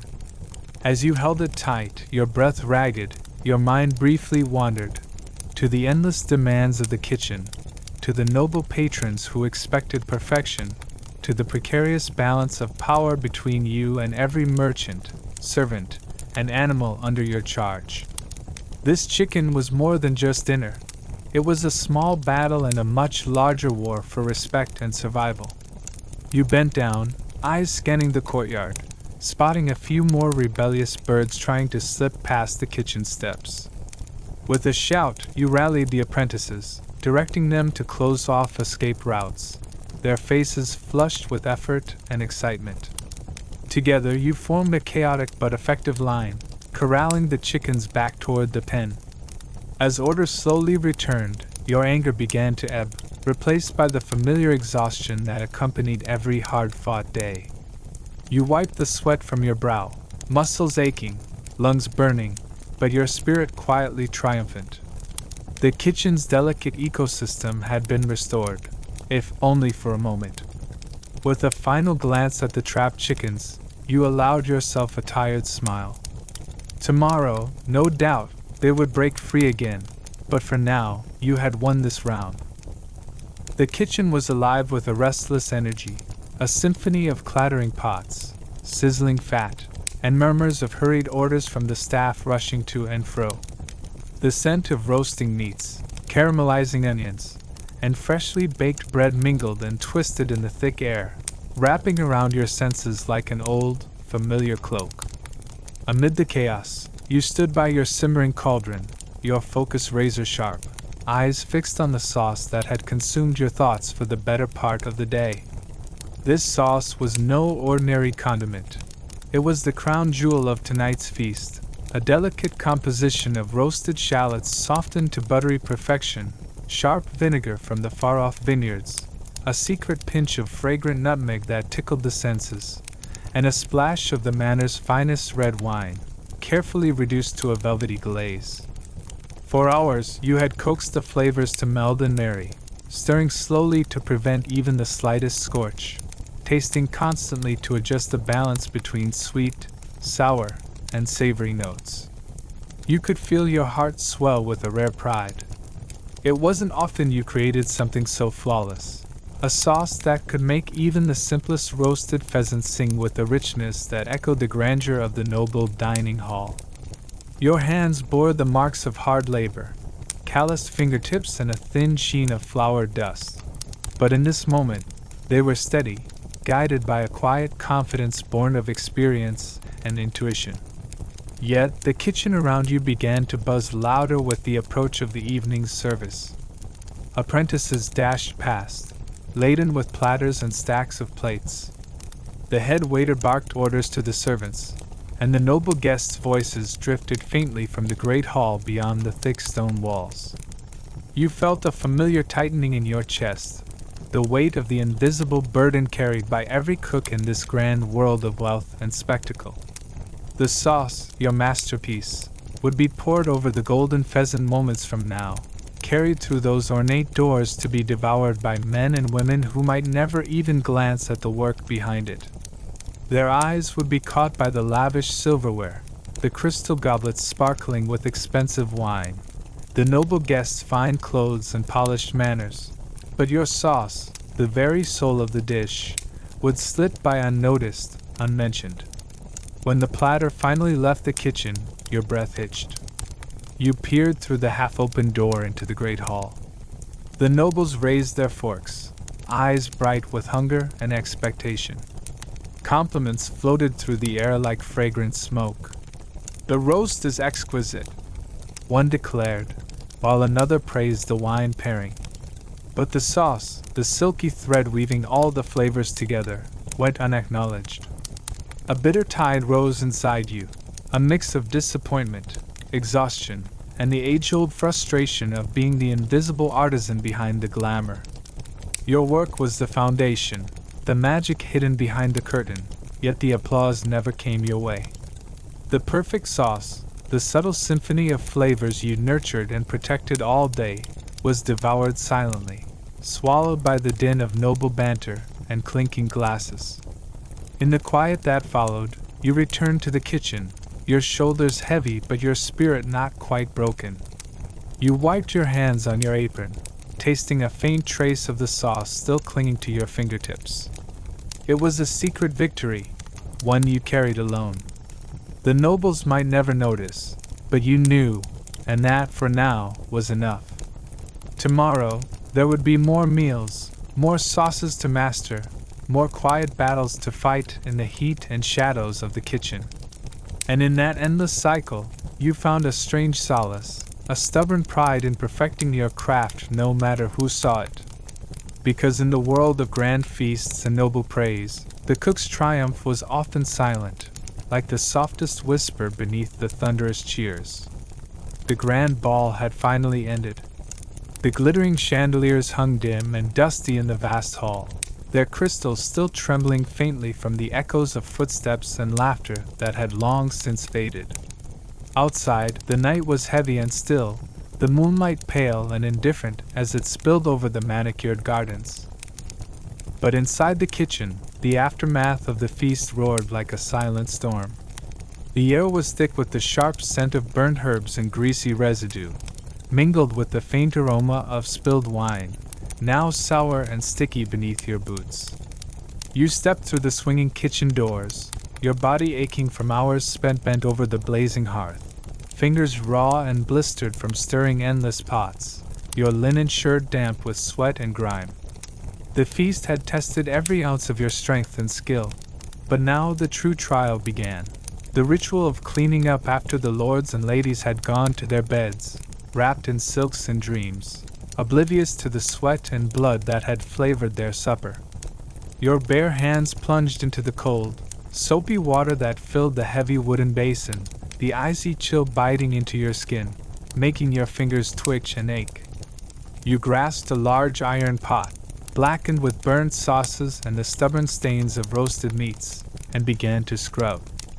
Each movement was slow and deliberate, your muscles complaining with each rub as years of fatigue settled deep in your bones.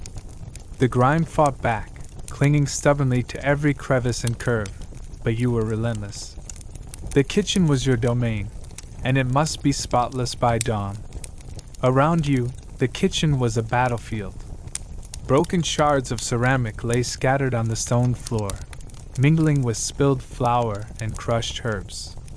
Dark, sticky pools of syrup and wine stained the counters and dripped slowly onto the floor, a silent testament to the extravagance of the evening. You crouched to pick up a shard of broken plate, cutting your palm slightly, but the sting was nothing compared to the ache that pulsed in your back and shoulders. You gritted your teeth and pressed on. The apprentices shuffled in and out, faces pale and eyes heavy with exhaustion.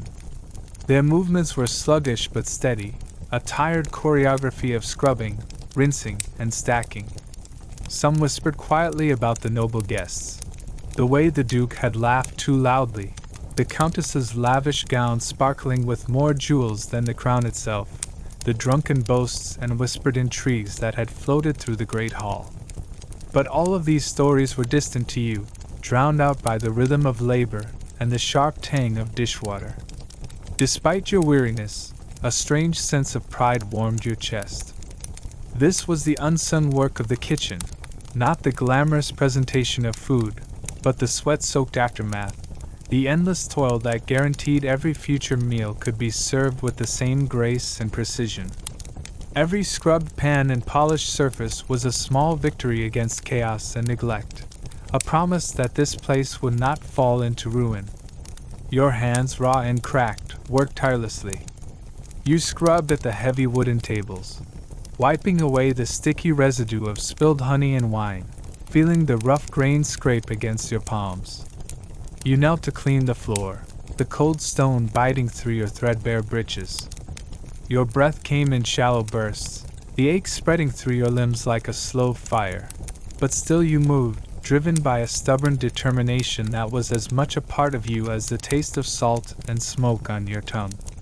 Somewhere deep inside, a quiet voice whispered that tomorrow would bring more feasts, more chaos, more moments when your hands would dance over the cutting board and your senses would be filled with the raw beauty of ingredients transforming under your touch.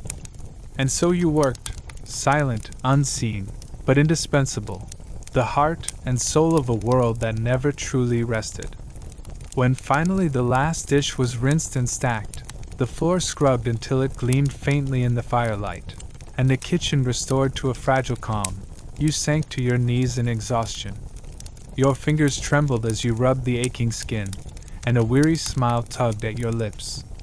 The nobles might sleep in velvet-lined beds, wrapped in dreams of grandeur, but you were the quiet sentinel of the night, the keeper of the flame, the one who made sure that when the dawn came, the kitchen would be ready once more. And as you wiped the last smudge from the iron stove, your eyes caught the glimmer of dawn's first light creeping through the narrow window. A new day was coming, and with it, new battles to fight in the endless, smoky world of the kitchen. The kitchen had finally fallen silent after the exhausting day of endless chopping, stirring, and serving. You leaned heavily against the rough stone wall, your hands still trembling slightly from the relentless work, your clothes clinging damply to your back. The hearth's last embers glowed faintly, casting long, flickering shadows that danced like ghosts across the cold flagstones. Outside, the wind had picked up, rattling the wooden shutters with a mournful howl, while the first drops of rain began to fall, slow and hesitant at first, then quickly gathering into a steady, insistent drumbeat on the slate roof above. The pantry was meant to be a place of order, neat rows of barrels and sacks, jars filled with preserves, herbs hanging in bundles from wooden beams, a silent fortress safeguarding the household's food for leaner days. But tonight, it would become something else entirely, a battleground. As you pushed open the heavy wooden door, the familiar cool, earthy smell enveloped you. Yet something was off. A dampness clung to the air, heavier than usual, mixing with the sharp bite of vinegar and the faint, sour scent of decay. You stepped inside, the floor creaking underfoot, and then your heart dropped. The coldness beneath your boots was slick and wet. Peering down, you saw water pooling, shimmering in the dim candlelight, a creeping menace eating its way across the boards. Panic welled up like bile. Your mind raced as you tried to understand what was happening. How had the water come in? You moved swiftly toward the back of the pantry, where the cracked stone foundation had long been a vulnerable point in the estate's defenses. There, a thin, muddy stream gushed steadily, forced by the relentless rain pounding outside, flooding the cellar beneath the pantry and seeping upwards like an invading army. The barrels, once neatly stacked and proud, now floated and tipped, their salty contents spilling in slow, tragic cascades. The sacks of flour, brittle from age and use, had absorbed the water, swelling and bursting, sending clouds of dusty white into the heavy, damp air. Jars of pickled onions and garlic clattered to the floor, some shattering into jagged shards that glittered wickedly in the candlelight. The sour tang of spoiled vinegar filled your nostrils, twisting your stomach with nausea. Your hands, trembling from cold and fear, plunged into the rising flood as you grabbed wooden crates and bundles of herbs, frantically trying to salvage anything that could be saved. The water sloshed around your knees, chilling you to the bone, while your soaked linen shirt clung to your skin like a second, cold layer. Every movement was a battle against the growing chaos. You could hear the muffled voices of the kitchen apprentices, their footsteps splashing in the flood as they hurried to your side, lanterns held high, faces pale and eyes wide with alarm. The steward arrived shortly, his face set in a grim mask of frustration and fury. The storm outside was no ordinary one. The river behind the estate had swollen beyond its banks, sending a torrent through the old stonework. The Lord would not be pleased. Tomorrow's banquet depended on the provisions stored here, and now they lay soaked and ruined. The weight of that responsibility pressed heavily on your shoulders, a crushing reminder that your work was about more than food preparation. It was about survival, reputation, and the fragile honor of the household. Hours dragged on in a relentless battle to stem the flood. Together, you and the others stacked wooden boards against the door, shoveled earth and sandbags to redirect the water, and moved what dry goods remained to higher ground. Your fingers bled from gripping wet ropes and jagged wood. Your muscles screamed in protest from the unending toil. But even as exhaustion threatened to claim you, the fierce determination that had carried you through countless kitchen crises surged anew. The night stretched endlessly, broken only by the sounds of water rushing, the crackle of broken glass, and the occasional curse or shout. The cold seeped into your very bones, but you refused to rest, knowing that to falter meant the loss of weeks' worth of food and the ruin of all that you had worked so hard to build. Finally, as the first pale light of dawn filtered through the narrow pantry window, the floodwaters began to recede. The room was a ruin.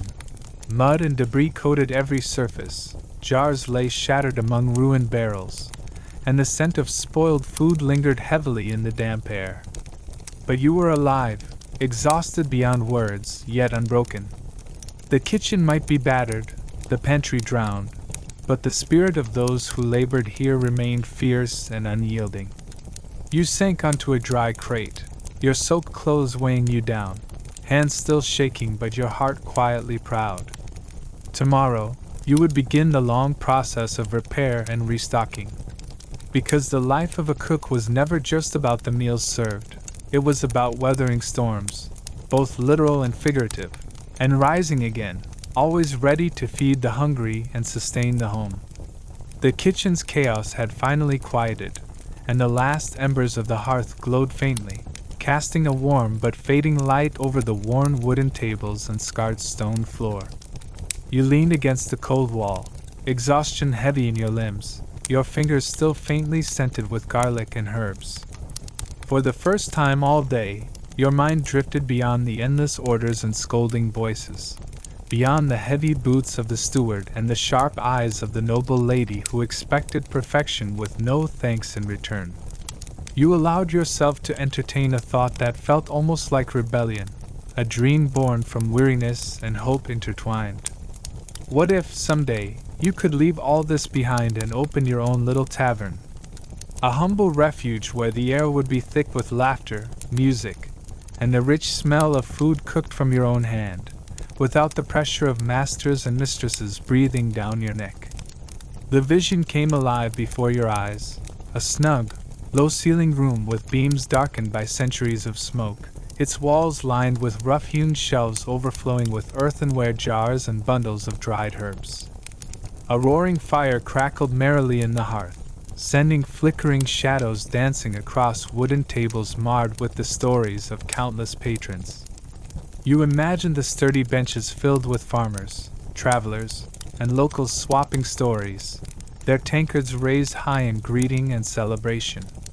The scent of fresh bread, roasted meats dripping with golden fat, and steaming bowls of thick stew would mingle with the sweet tang of cider and the sharp bite of good ale, promising comfort and warmth to anyone who crossed the threshold. This tavern would be your kingdom, a place where you chose the menu, where mistakes would be yours alone and triumphs would be yours to savor. No more scolding voices or impossible demands, just honest work and honest thanks, shared over a hearty meal. You pictured yourself behind a large wooden counter, hands dusted with flour as you kneaded dough, or stirring a pot bubbling with fragrant herbs and spices. You know your regulars by name, hear their troubles and joys, and offer a moment of rest in a world often harsh and unforgiving. Yet, as vivid as the dream, reality crept in cold and sharp. The life you knew was one of relentless toil, little rest, and even less reward. The kitchen was a battlefield where one misstep could ruin a feast and cost you your place. Money was scarce, and the noble household tightly controlled every servant's future. To step away, to claim freedom, would require more than just desire. It would take courage, cunning, and a good deal of luck. You had no savings, no wealthy patrons to call on, and no guarantee that the world beyond these stone walls would welcome you. Still, the hope burned fiercely in your chest. You imagined the small garden you tend beside your tavern, fragrant herbs spilling over the beds, bright green sprigs of thyme, rosemary, and sage growing wild under the warm sun. The baker's wife would deliver fresh loaves each morning, still warm and fragrant, while the local brewer would trade his best Alesh for your rich, savory pies and stews. The hum of conversation would rise as firelight flickered, children playing in the corner, old friends sharing quiet jokes, and strangers becoming companions over shared meals. The dream was more than just escape. It was a promise to yourself, a beacon to hold on to through the darkest, longest nights. You thought of the lessons learned here in this grueling kitchen: patience, endurance, the artistry of blending flavors, and the resilience to keep going when all seemed lost. These would be your foundation, your secret weapons in a new life where you called the shots. You would start small, perhaps with a modest stall at the market, selling steaming pies wrapped in brown paper, your secret recipes whispered from lip to eager ear. One day, with enough coins saved and goodwill earned, the tavern doors would open, welcoming the hungry and the hopeful alike. As the night deepened, the house grew still around you, save for the faint crackle of the dying fire and the occasional rustle of wind outside. You stood slowly, stretching cramped muscles and rubbing the ache from your shoulders, a bittersweet smile tugging at your lips. Tomorrow would bring more work, more demands, and more long hours beneath the sharp gaze of masters and mistresses. But tonight, in this brief moment of peace, you allowed yourself to cradle that fragile, glowing ember of a dream, your own little tavern, warm and alive, a place of laughter, good food, and freedom.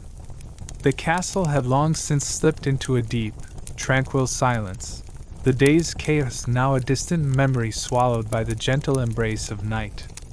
Only the hearth remained alive, a small, steady fire flickering in the hearthstone belly, casting wavering, golden light that danced along the cold walls, softening the shadows and warming the weary kitchen. You sit alone on a worn wooden stool, your back pressed against the rough stone, every muscle aching from the day's unending toil, yet your heart carries a quiet, defiant glow. This fire, this small and sacred flame, is yours. Not claimed by the lords or stewards, nor threatened by the piercing gaze of the noble mistress. This fire you have tended, fed, and guarded through countless trials. A fire that belongs only to you. Around you, the kitchen breathes its own life in the hush of night.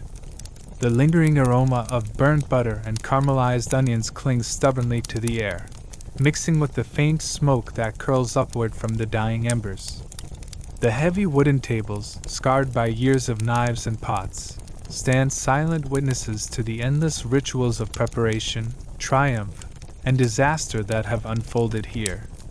Each scratch and stain tells a story of desperation and hope, of meals crafted with care under impossible pressure, of stolen moments snatched between orders. You think back to the chaos of this day, the frantic chopping, the missteps, the cold stares, and the stolen sips of wine hidden behind barrels. All of it, somehow, woven into the tapestry of your life here. Your fingers trace the worn edge of the table, and you feel the weight of invisible memories. Early mornings spent stirring boiling pots, long afternoons hunting for fresh eggs in the bustling market, and evenings spent cleaning up after drunken nobles have stumbled from the great hall, demanding midnight pies.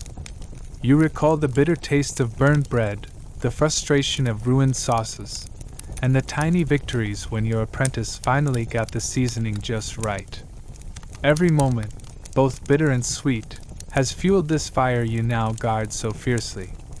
As you sit in this quiet solitude, your thoughts drift beyond these stone walls. You imagine a different life, one not dictated by the whims of the rich, but shaped by your own hands.